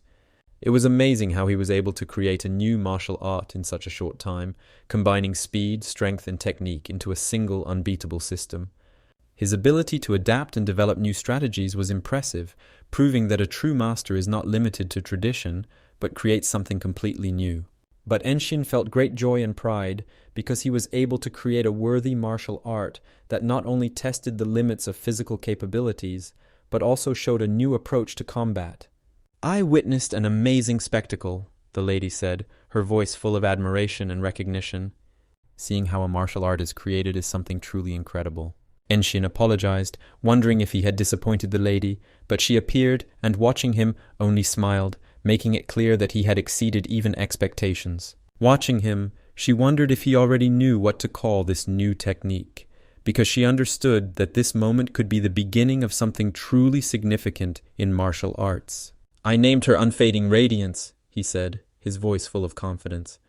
The mistress smiled, understanding the depth and beauty of Enshin's choice, a fighting style that continuously radiated radiance, symbolizing not only physical strength, but also inner energy that did not fade, but constantly developed. She believed that this was a very appropriate name. It truly reflected the essence of the technique, a continuous emission of energy and power that does not fade and even becomes stronger over time. The master praised Enshin, recognizing that he had done a tremendous job creating a new martial art, and he highly appreciated his ability to combine technique and creativity, which allowed for the birth of something unique and powerful. But Enshin believed that he had only laid the foundations. He understood that there was still a long way to go in improving and developing this technique, and that true art required constant work and self-improvement. He has so far used it in the traditional Magwanig style, retaining the classical elements and techniques that were the foundation of his skill. The master believed that even if Enshin was now using the traditional Magwanig style technique, few among the white rank representatives would be able to withstand such a blow. The master tried not to be surprised, but the speed of Enshin's progress left him no chance not to be impressed. With each fight, with each new technique, he became stronger and more unpredictable, surpassing even the best expectations. But Enshin said he needed to get even faster. He understood that even his current level of skill would not be enough. Everyone was shocked by what they heard. They could not believe that even after such impressive achievements, Enshin sought to improve himself even more, setting such ambitious goals for himself. Yongjok sadly turned and looked at Enshin, his gaze full of understanding and slight pity. Yongjok, still watching Enshin, wondered how he could deserve forgiveness, a deep concern evident in him. The master and the young man were shocked by what they heard. Yongjok's question surprised them both, because they did not expect such a turn in the conversation. Enshin stood silently and looked at Yongjok, his gaze deep and thoughtful. Yongjok was the last leader of the Divine Sword Desert Sword Detachment, and his authority was unbreakable. He was considered a celestial deity who had power over the life and death of most people. Legends about his power and wisdom circulated among all who were familiar with his name. Enshin couldn't understand how someone like Yongjok could bow his head to him. Enshin apologized, but at this point the gesture on his part was extremely burdensome. You can't just fix the mistakes of the past, and for Enshin, his maternal relatives were no different from strangers. Now he had the Magwanig family, and the past mattered little to him. He did not seek answers in what had been, nor did he seek to change what had already happened. But Yongjok believed that connections could always be built again, even if they were lost or weakened. But Enshin refused because he was too absorbed in his training. Yongjok did not expect such an answer. His view of Enshin changed. Enshin continued that he had defeated his grandson in a duel that he had organized himself. So he asked to respect his aspirations as a warrior. Enshin emphasized that his choice to follow his own path was not a whim, but a necessity, because only in this way could he become who he aspired to be. Since the lightning genius had won, the lady interrupted their conversation. She promised to teach him one of her techniques after the battle, so she told him to come at any convenient time. Besides, he might need one more thing from the desert fortress, something that could help him not only in battle, but also in understanding himself. But Enshin stated that he would communicate about a convenient time through the master as soon as it came. He was sure that the time for training had not yet come, and for now his path required concentration on training and overcoming his own limitations. The master was surprised, because he really considered him a personal ambassador. After that, they walked down the stairs together in silence, only the sounds of their footsteps breaking the silence, and the atmosphere was saturated with thoughts that each of them was trying to comprehend. But suddenly the master turned to him. His voice sounded calm, but deep wisdom was felt in it. He told him that he had a task that would help him achieve his goal. This task would not be easy, but it was through it that Enshin would be able to get closer to his goal and test himself on a new level. Enshin became interested, his gaze became more focused, and he felt that this task could be an important step towards his goal. The next day they went to the city of Xi'an. There were many people. Buyers and sellers were preparing to sell. The streets of Xi'an were bustling with life, and every step resounded amidst the noise of the bazaars and the shouts of the merchants. But in this noise, Enshin and the last ones walked. They moved calmly among the crowd. Their steps seemed almost invisible against the background of all this chaos of life. They looked around, taking in the vendors bustling about, the colorful fabrics fluttering in the wind, and the many vistas that opened up before them. Yes, Enshin was lost in his thoughts, and his gaze involuntarily wandered over the surrounding chaos, but he remembered the conversation with the master. The master mentioned Josodan, and the word aroused Enshin's immediate interest. Josodan is a rare pill of the Hwastan sect, which is considered a treasure of the martial arts world, and the sect lost it, and since then, many other sects and martial arts masters have been searching for this treasure. Their mission is to accompany the Hwasan sect in their search for the Jasoden pill. In words, it's just a joint search, but in reality it's a necessity so as not to waste life in vain. Since there will be many skirmishes during the mission, I will have the opportunity to test my sword in real combat, Enshin said. Smiling and sighing, the master agreed with his words. He also believed that this mission would certainly prove useful to him, and he would be able to freely fight numerous masters. Given his innate talent, he believed that Enshin would achieve greater success than if he continued with conventional training. But suddenly, Enshin was pulled out of his thoughts by Hongwon, who felt offended and approached Enshin with a clearly displeased expression that reflected his feelings of resentment. Because the desert fortress cannot open to support the Hwasan sect, they cannot wear the usual battle robes. Hearing his words, the master smiled. They approached the building where they were to meet with the Hwasan clan. When suddenly the people from the Hwasan clan came out, and the masters met their eyes, there was something special in the eyes of each of them, respect, but also tension at the same time. They were glad that the masters from the desert fortress had finally arrived. They had been expecting them for a long time. The masters began to examine the people of the Hwasan clan, carefully studying each of them. Zhongju Jinying welcomed Ma Guaneg on his arrival. His words sounded respectful, but there was a certain disgust and arrogance in his gaze. Ma Guaneg, in turn, felt a similar attitude towards himself from Zhongju Jinyin. The same disgust and high assessment of his own importance could be read in his gaze. At that time, Enshin tensed. He could feel the tension between Zhongju Jinyin and Ma Guaneg filling the space. Cheongju Jin's leader of the Plum Blossom Sword Masters and an unsurpassed Grandmaster, his reputation was impeccable, and even among the best, he was considered a symbol of strength and wisdom. Even wearing black clothes, Ma Jinying is not as good as Zhongju Jinying, but the impression they both give is quite similar. Zhongju Jinying addressed the two masters, calling them by their nicknames. Bai's was Sword of Ilion, and Meng's was Blue-Eyed Demon. All the faces were familiar to him, so there was no point in exchanging pleasantries. The past fight had put everything in its place without words.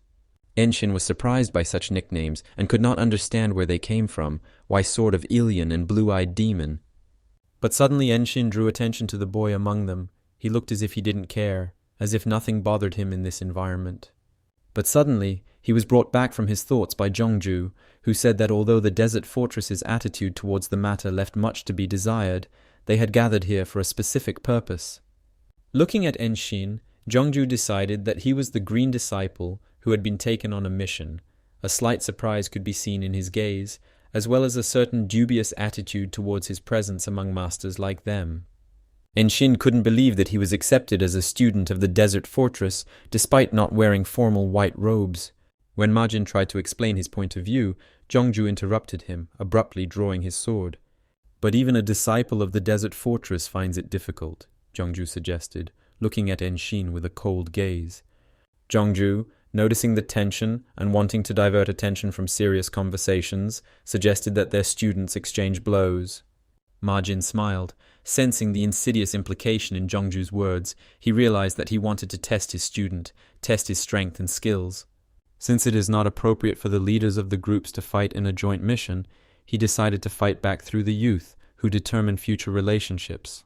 Majin calmly looked at Enshin, and the latter, having gathered all his thoughts, immediately understood from his look that it was time to prepare for battle. When suddenly a confident voice broke the silence, saying, "They decided to tease his teacher again." It was a comment that lightened the atmosphere a bit.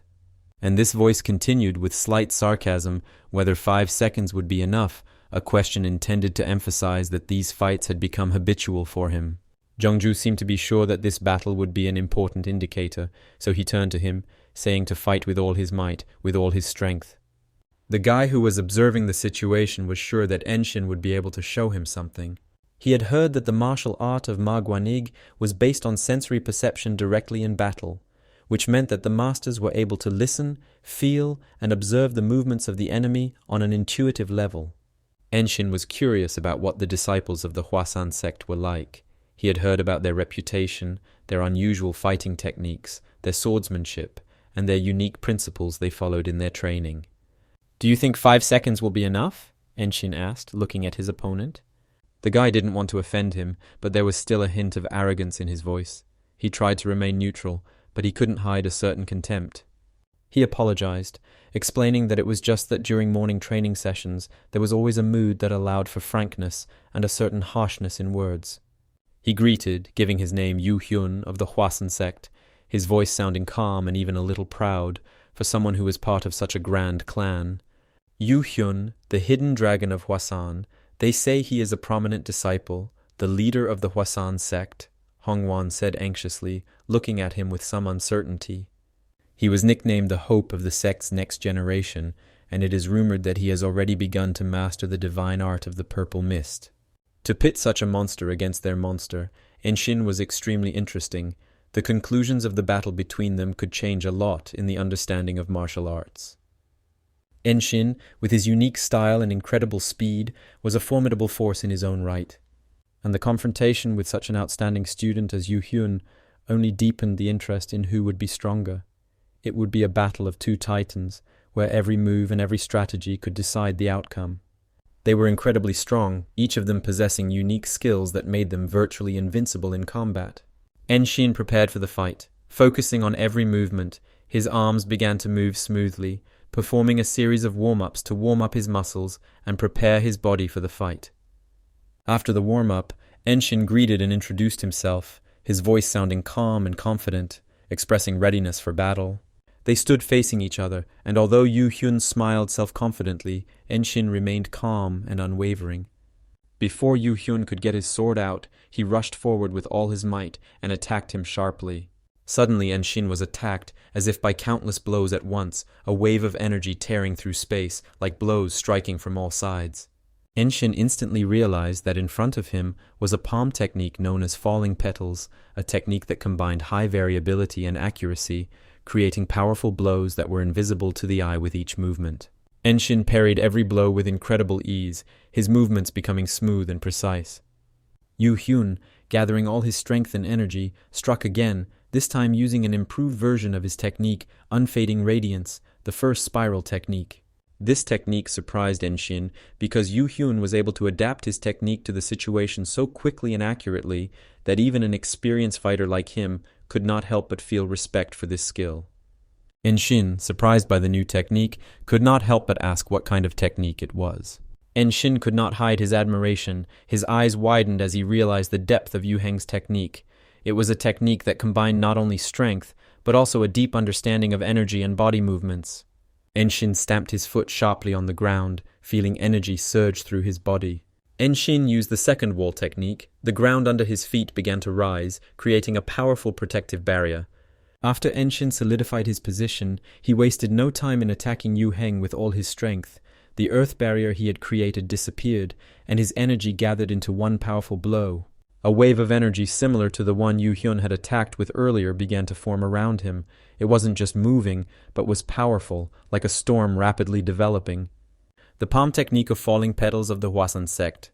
This is enough to inspire Enshin to the third technique of blinking. Enshin, understanding the seriousness of the situation, couldn't help but smile when he remembered Yu Hyun's words about 5 seconds. He decided to turn it against his opponent. Yu Hyun felt Enshin's words sink into his mind and heart, the mocking tone in his opponent's voice adding even more pressure to him. Enshin, feeling his energy build up, became ready for another powerful blow. The masters were watching the fight closely, and each of them felt a huge tension in the air, but Ma Jin, as an experienced mentor, watched the fight with cold calm because he was confident in his student. Enshin, gaining speed, continued to attack with incredible precision and energy. His movements became even more refined and elusive, each blow seemed more powerful than the previous one, and his technique increasingly resembled a symphony of combat. His every step was carefully calculated, and even the smallest movement seemed to have immense significance. Yu Hyun, despite his incredible technique and agility, began to noticeably tire. Yu Hyun, unable to cope with the constant attacks, lost his balance during the final blow. The master of the Hwasan sect, Jeongju Jinyin, could not believe what he was seeing. He stood there, not taking his eyes off his student, Yu Hyun, lying on the ground, unable to get up after his duel with Enshin. At that time, Yu Hyun lay on the ground, still in shock from what had happened, his body feeling heavy and his mind unable to comprehend how quickly and painfully he had been defeated. At the same time, Enshin was happy because this attack was just a new third move and decided to call it Unfading Radiance Palm Bud. But suddenly, Yu-hyun noticed the looks around. Everyone started discussing what had just happened. Whispers and whispering filled the air, and the people gathered around couldn't believe what had just happened on the field. To defeat such a talent as Yu-hyun in 3 attacks amazed everyone. No one could believe that this guy, seemingly an ordinary student, was capable of displaying such incredible skill. After Yu-hyun fell to the ground, the Hwasan sect master, who was watching the fight, gave the order to immediately go over to him and lift him off the field. After the master's order, several disciples from the Hwasan clan quickly approached Yu-hyun, who was lying on the ground, and began to lift him onto their shoulders and carry him away. "It seems like a dragon has been raised in a desert fortress. Your grip on the world of martial arts is becoming even tighter," Jinin said finally. Ma Jin, observing the situation, smiled slightly, and addressing him, remarked not to overestimate them. Ma Jin emphasized the importance of upholding moral principles, even in battle. He emphasized that the desert fortress would not harm the innocent. Jinny believed that this position was only an excuse to avoid serious fighting or responding to real threats. Jin, watching Enshin, asked his name again, realizing that his strength and technique were extraordinary. Jinny noted that Enshin demonstrated impressive martial arts that were admired. It was somewhat similar to the falling petals technique, but I don't think anyone could have taught him Hwasa's techniques. He had no idea that similar techniques existed. Jinny hoped that this duel would be a boost for all students, even those who usually don't put in the effort. If the day comes when circumstances force him to leave the desert fortress, Hwasan will welcome him as an honored guest. Hongwon, Myung, and Ma Jin were instantly alerted by these words. Ma Jin shouted that he was already crossing the line. His face became serious and even a little angry. Master Jinin apologized, his gaze softening. Master Jinin admitted his mistake, remembering that sometimes greed can cloud the mind and that he had gone too far with his behavior. Master Jinyin could not contain his emotions as a young warrior stood before him, possessing such brilliant talent that he had rarely seen. This aroused in him both admiration and an incredible desire to test this potential, although he understood that such an approach could be unfriendly and not entirely correct. Enshin was lost in thought. Feeling his body slowly regain energy after the last heavy blow, he knew he had almost used up everything he had on that last move. Unfading radiance expends maximum strength on each movement, but the amount of internal energy consumed is too great, so for now, in real combat, it is better to rely on the sword. After a while they were already at the hotel, where the masters and students were able to rest a bit after the difficult duel. Enshin, Hongwon, and Bai discussed the battle, and Meng stated that Enshin needed to open his Zhongdan meridian as soon as possible. And if internal energy is not enough for such powerful attacks, you will need to pay attention to developing endurance. Increased stamina would allow him to withstand more blows and continue fighting even after his energy begins to deplete. Enshin didn't quite understand what they were talking about, as his attention was focused only on his own thoughts and training. They began to explain that even though the Shandan meridian, which is responsible for spiritual energy in the head, does not provide such an advantage, it will strengthen his internal energy. Enshin listened carefully, trying to understand what exactly they were trying to convey to him. He understood that even if his technique was impressive, he lacked certain aspects, such as stamina and inner energy. They continued that efficiency would also increase, and asked if he knew about the legend of masters who fought tirelessly for 7 days and nights. They all trained the Zhongdan meridian, and the flow of their internal energy became stable, allowing for multiple uses of powerful techniques. Even after a powerful release, the flow of energy is not interrupted. Enshin continued to listen attentively, thoughtfully analyzing every word. He realized that these qualities helped not only to withstand blows, but also to find opportunities for counterattacks. Enshin, listening carefully to the explanations, focused on the details, and wondered how to open this Zhongdan meridian. Tabai explained that if he trained the Xiadan meridian for a long time, it would open on its own. He just needed to meet the energy circulation in the upper body. Enshin listened attentively to the explanation, but his desire for improvement forced him to ask an unexpected question. He asked if there was a faster way to open the Zhongdan meridian, addressing Bai as his elder sister. Bai stopped slightly when she heard Enshin address her as an older sister, her eyebrows rising slightly in surprise. Bai smiled unexpectedly, and this smile was soft and warm, although a little reserved. Her eyes lit up for a moment with a sincerity that no one usually saw in her stern appearance. Enshin gave her a brief, surprised look. He couldn't understand why Bai suddenly smiled, and what exactly caused such a reaction. Her behavior seemed strange to him, because usually she remained reserved and serious. After some time, they gathered in one of the cafes and loudly discussed their plans, attracting the attention of other visitors with their exclamations. "Tugai, you say?" Bai exclaimed anxiously. The master confirmed her words. Tugui was indeed the culprit. He was a notorious thief who brought fear to the northern regions of the Yangtze. And this is the man who gained infamy not only for his crimes, but also for stealing the legendary secret martial arts whistle, considered the most valuable artifact. "Did they steal our artifact?" Hongwan asked in surprise, his eyes wide open. "Unfortunately, it turned out that way," Bai confirmed through gritted teeth, barely holding back her irritation. From that moment on, they decided to eradicate all signs and symbols in Shanxi that were associated with sects that had any connection with Tugui. While they make noise and make the sect members tremble, the Huashan will focus on gathering information from within the sects themselves to learn more about Tugai's plans. Enshin wondered if they should destroy the signs of the fighting sects, as it could attract unnecessary attention and harm their plans. It seemed to me that he did not understand the robber sects well, because these people organize extortion under the guise of protection, without even thinking about gaining the approval of the imperial family. From the empire's perspective, the difference between righteous sects and robber sects is simple. Christians are sacrificed to the former voluntarily, while the latter are robbed at gunpoint. But even if they are killed, new groups of parasites will appear, so most often they turn a blind eye to this, and there is no particular reason needed to deal with them. They had 5 sects in their sights, and the master decided to take responsibility for 2 of them in order to focus his forces on the most dangerous ones. Enshin expressed his desire to go alone, believing that this would be the best option to complete the mission quietly and without unnecessary noise. But the master thought it was too risky, and insisted that he not go alone, as one mistake could lead to undesirable consequences.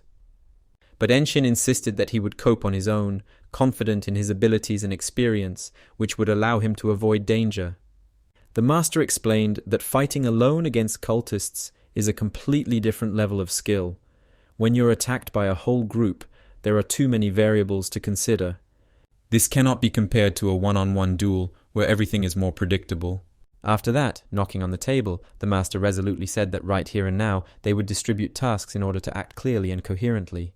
The target is the Enshin Tanglan sect, located in Yanhe County near Xi'an. As far as he knew, they were the real scum of society. They said they wouldn't stop even at kidnapping women, using any methods to achieve their goals. The task was clear: the complete destruction of the sect, to wipe them off the face of the earth, and to return, leaving no one alive, to destroy their influence once and for all. That same day, Enshin set out on a mission, ready to complete it without hesitation, focused and determined. He was heading to the place with his guide, who was supposed to know the area well and help avoid the traps set by the sectarians. He looked at Enshin with anxiety, knowing how dangerous this task could be, and worried for his safety. "Are you really going there alone?" he asked him, not hiding his concern. He tried to persuade him to reconsider his decision, emphasizing that the Thanlin sect was not just a group, but a dangerous and cruel people capable of anything, and he was risking too much by going there alone. They were trained in martial arts, and even one of them could paralyze movement on the streets of Yanhe, leaving their enemies without a chance. But as if not hearing what he was saying, Enshin asked to tell him more about the Thanlin sect, wanting to learn as much as possible before setting off on a mission. He began to tell how the Tanglan sect had settled in Yanhe 3 years ago, gradually taking over the streets and terrorizing the locals, using their martial arts to control the territory.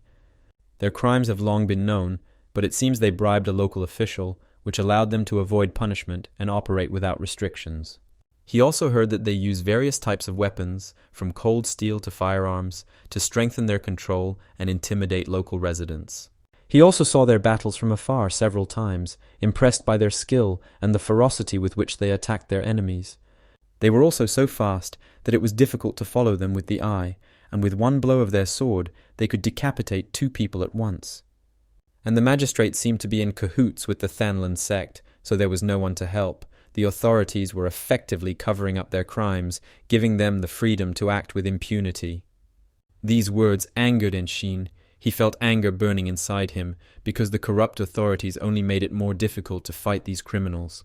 After a while they reached Yanhei County, where the atmosphere was tense, and the presence of the Tanglan sect could be felt at every turn.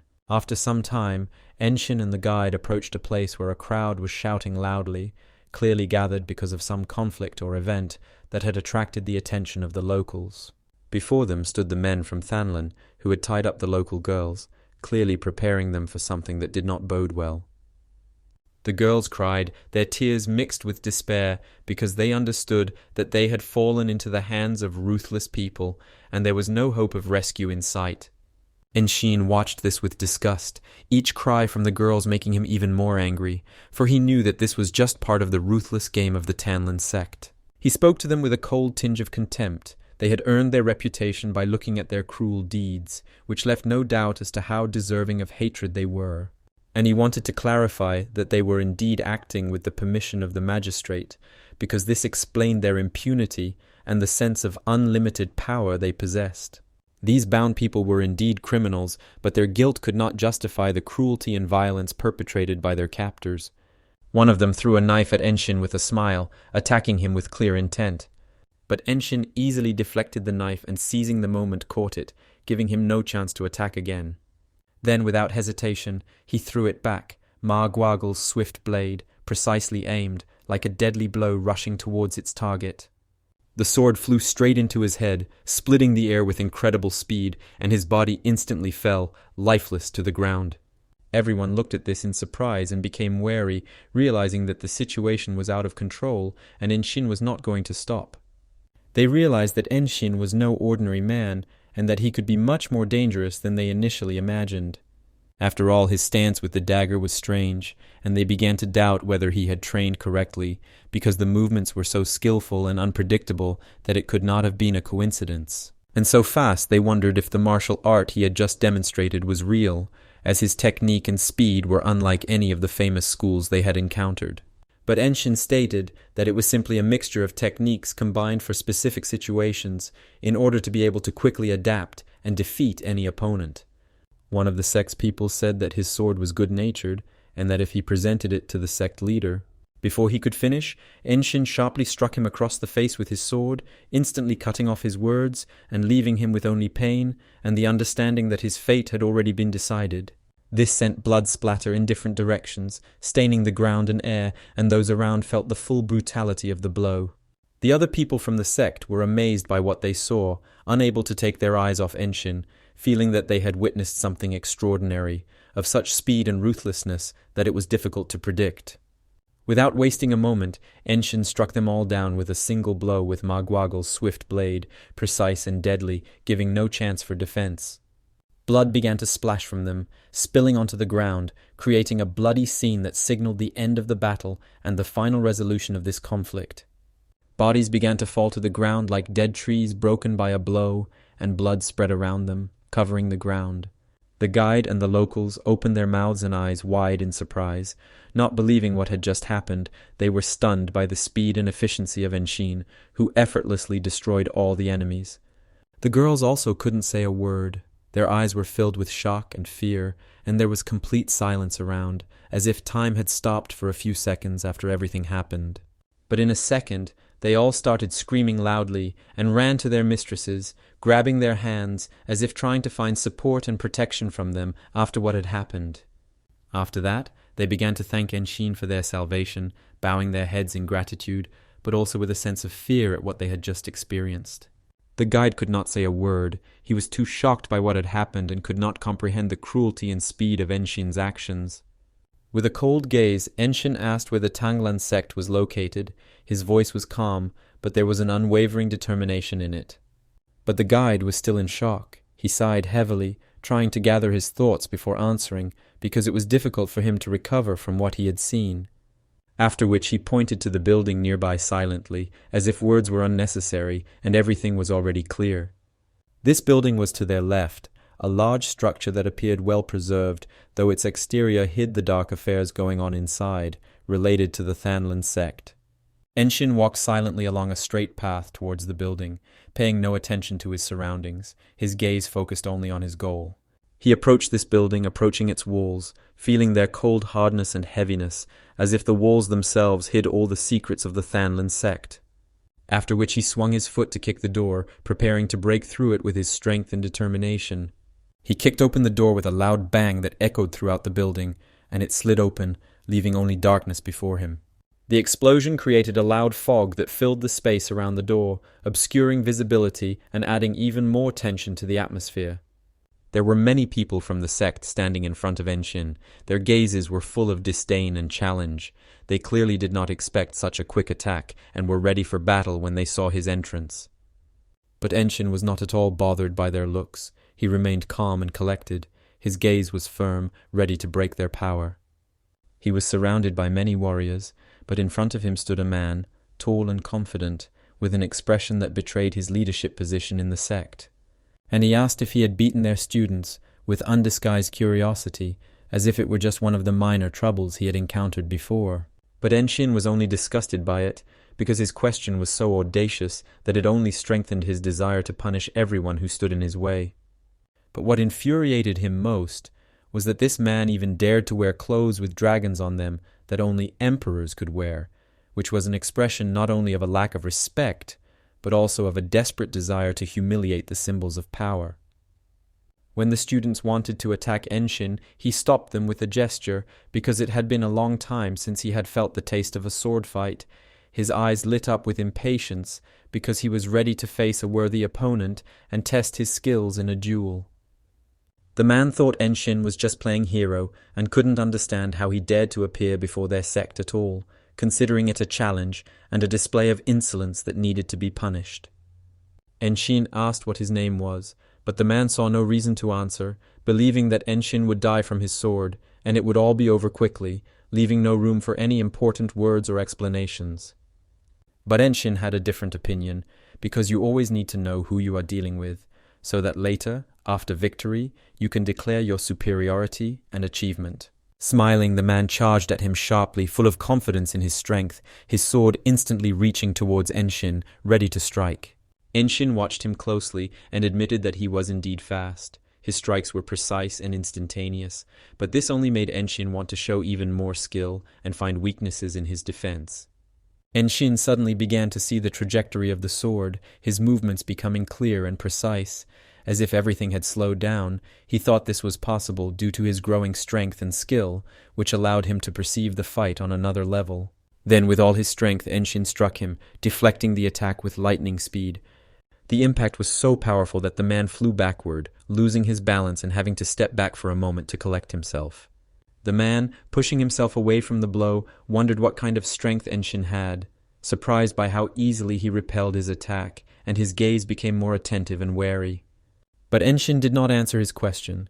He remained calm and focused, while his gaze spoke more than any words. His goal was simple victory, and he had no time for empty talk. But the other warriors were preparing to attack, surrounding Enshin on all sides. They were ready to accept the battle, but seeing his calmness, they began to doubt whether they would be able to cope with such an opponent. But still, unable to withstand the tension, they dared to attack him. They simultaneously attacked from different sides, trying to surround and take advantage of the numerical advantage.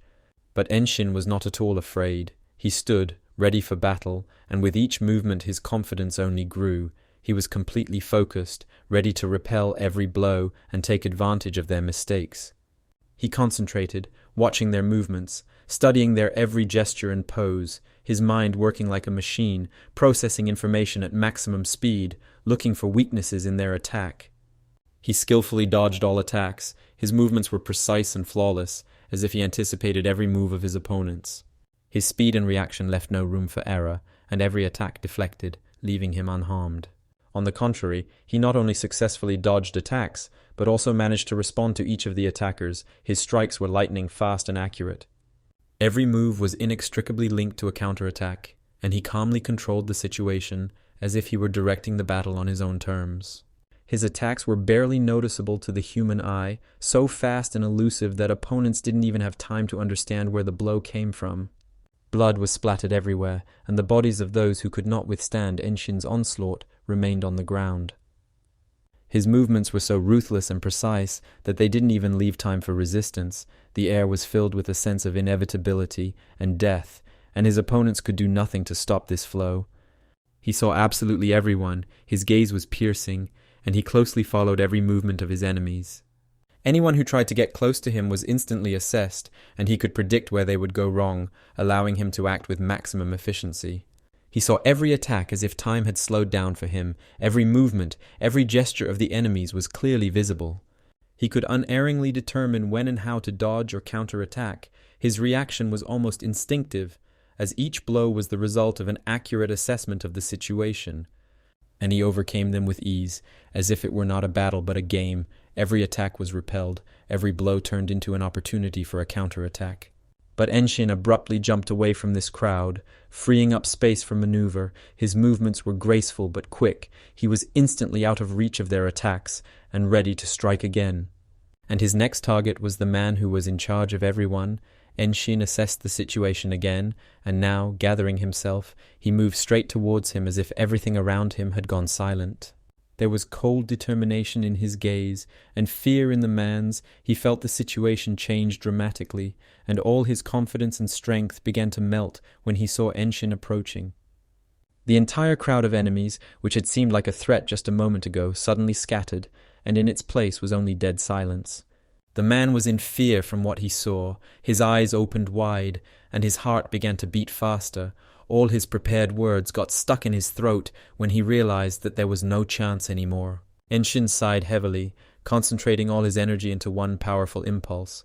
He could feel the power coursing through his body, and at that moment his concentration was absolute. In a group battle, you simply need to assert your superiority, show your enemies that they have no chance, and that their every move is pointless. Enshin began to imagine that the hand gripping the sword was a fist. This allowed him to focus even more on his strength, turning the weapon into an extension of his will. Next, he concentrated the power in his legs, forming the second stage of separation. His legs became an important source of power. He felt the energy flowing to them and helping to develop incredible speed and accuracy. Then the energy spread throughout his body, encompassing every muscle and joint, his entire being concentrated in one powerful impulse, and with a determination that left no room for doubt, he took a sharp leap forward. Enshin, gathering all his strength and determination, attacked the man. His movements were quick and precise, each blow was thought out, and energy was embodied in his every step. Then he swung, gathering all his energy into one powerful movement, the sword in his hand almost glowing with the force he was directing at his opponent. The man, not having time to react, had no chance.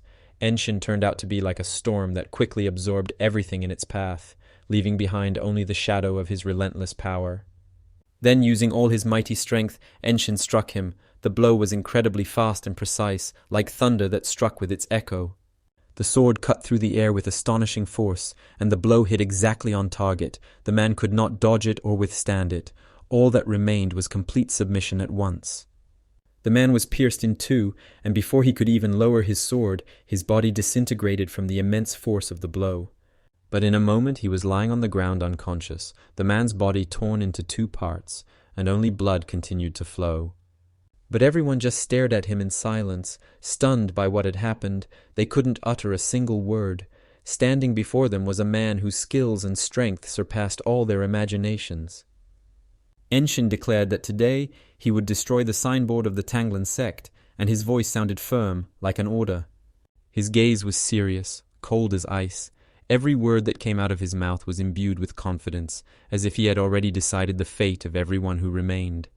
They all swore, not understanding what was happening. None of them could believe that there was a person standing before them who could destroy an entire sect in an instant. But suddenly they all began to shout loudly to call the Bloodmaster, each of them hoping that the Bloodmaster would be able to turn the tide of the battle and understand that such a defeat could not be allowed. "You are talking about the blood demon with the sword? Is the Blood Tribe sect behind your actions?" he said coldly, his gaze piercing everyone who stood before him.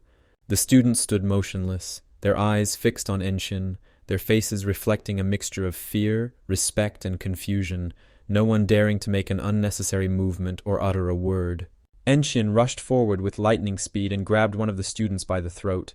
He didn't even have time to react. His hands reflexively clenched on Enshin's wrist, but the resistance was not enough. The pain and lack of air weakened the student, and his legs buckled. He fell to his knees, gasping for air, trying to inhale at least a little air, while Enshin's hand still held his throat.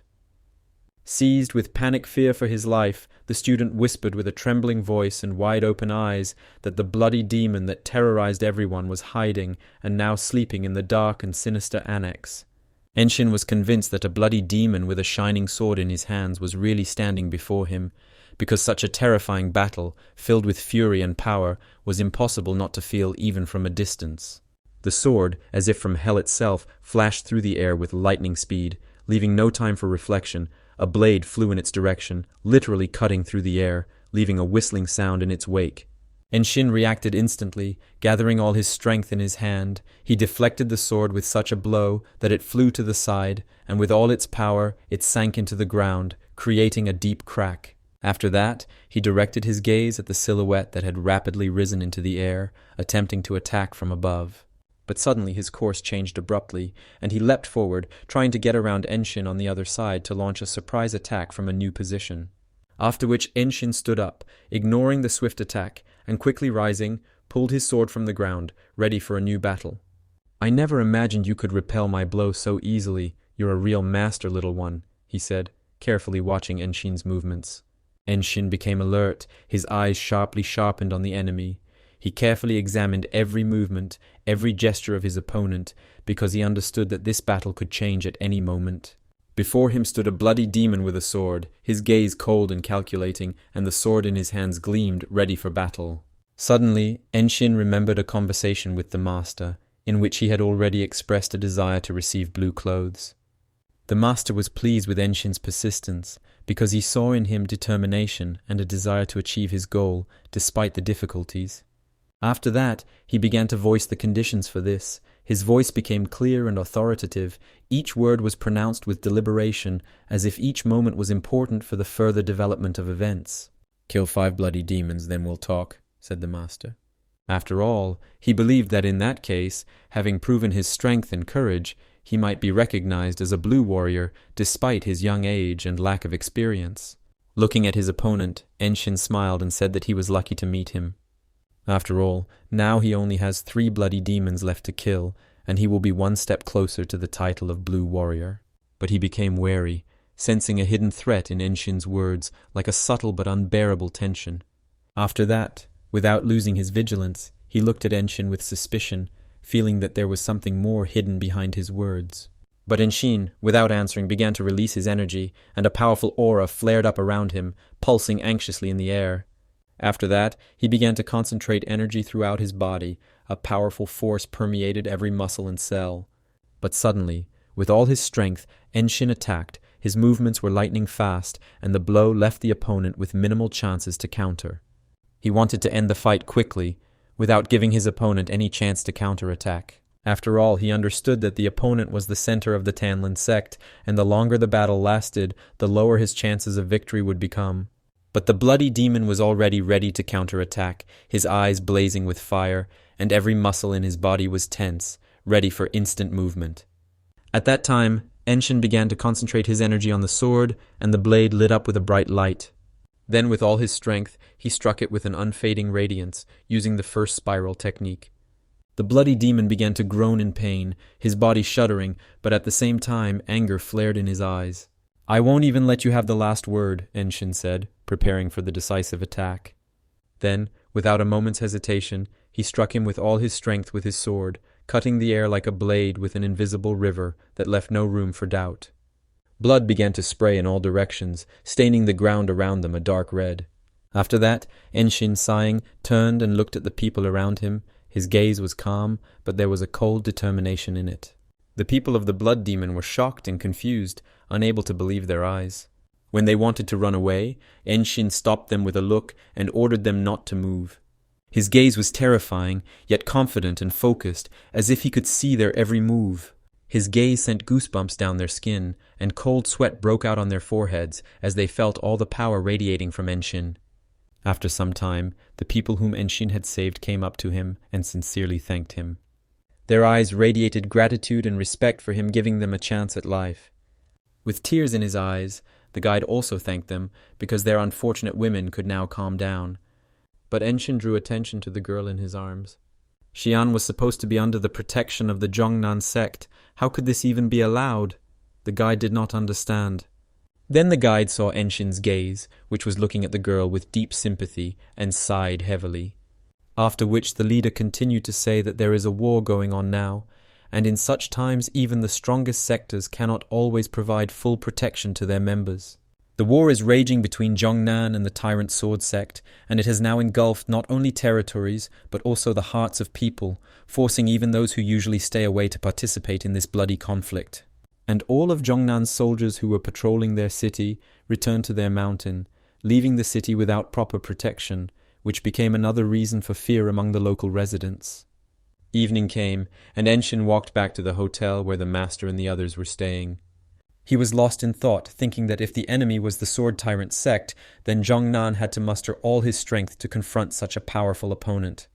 But he feared that killing a few blood demons wouldn't change the situation significantly. Then he stopped and remembered his brothers and younger sister, their faces that were always before him. But he decided that he needed to help Zhongnan, because only by joining forces could he give a worthy rebuff to the Tyrant Sword sect and secure a future for those he loved and felt responsible for. The 13 Heavens Group is a powerful organization that sought to dominate Marima using its resources, influence, and strength. The Desert Fortress would be forced to act sooner or later, and so, by joining them as the Tyrant Sword sect, he thought that no one would object to his decisive actions. And he also thought that maybe he would be able to find a trace of Tugui. But suddenly his thoughts were abruptly interrupted by the rustling of footsteps in the bushes, signaling someone's approach. Enshin instantly became alert, his attention shifting to the sounds. From there, the disciple Yu Hyun and Master Choju of the Hwasan sect emerged. Upon seeing Enshin, they stopped instantly, their steps becoming uncertain, and their eyes met his gaze, filled with determination. "It seems that Thanlan is already finished," Master Choju said. Enshin confirmed his guesses with a brief nod, then apologized. But the masters were amazed by his fighting skills. Their speed and accuracy were at an incredibly high level. Looking at his abilities, he felt like he had witnessed the future leader of Magwanig. Or even the new leader of the Divine Sword Squad. The future of the Desert Fortress is very transparent. Yu Hyun remembered what he said about 5 seconds, and admitted that his words were rash, after which he apologized. Enshin listened attentively to his words, each of which seemed to carry more weight than the previous one, but at the same time he did not know how to respond correctly. And Yu Hyun suggested starting over, hoping that this would help put past misunderstandings behind them. He believed they could discuss a lot about Hwasan fighting techniques. After all, these skills were extremely effective and could be useful to each of them, especially since their clans are not far from each other. "I won't climb mountains for this," Enshin said. With these words, he completely confused Yu Hyun, because he absolutely did not expect such a reaction. Yu Hyun's eyes widened in surprise, and he was speechless for a moment, not knowing how to react to such an unexpected answer. But Enshin understood that he could be chased away if he came, but it was better not to come empty-handed. After some time, when night was already beginning to fall on the city, Enshin finally arrived at the hotel. He stood focused and serious before the master and the others. Their gazes were fixed on him, and there was a silence in the air, as if everyone was waiting to see what he would say next. Bai noticed deep wounds on his back, evidence of his ordeal, and without a moment's hesitation, she decided to apply a healing balm to him, hoping to ease the pain and speed up the healing process. The master, without looking up, seriously inquired about the status of the task. His eyes were penetrating and demanding, as if he were looking for the smallest details that could indicate the quality of the work. But Enshin, sighing, took the bag from his shoulder and placed it on the table. The bag was heavy, and when he opened it, everyone fell silent. They were stunned by what they saw, their gazes were blank with shock, and everyone was speechless, unable to even utter a word at the moment when the incomprehensible became reality before their eyes. In the bag he placed on the table was the head of the bloody demon killed by Enshin. Everyone present froze in silence, not believing their eyes. And it wasn't just anyone, but a bloody demon with a sword, his head, placed on the table, was evidence that Enshin had indeed won a victory over one of his most fearsome enemies. And this was proof that his past achievements were not just a lucky coincidence, they were the result of his determination, strength, and skill. This was again a demon from the Bloodflame sect, and again a defeated demon who is considered to be the owner of unusual techniques. the contribution of a lightning-fast genius, his contribution is invaluable because he always exceeds their expectations. His ability to instantly adapt to any situation and find the most effective solutions made him irreplaceable.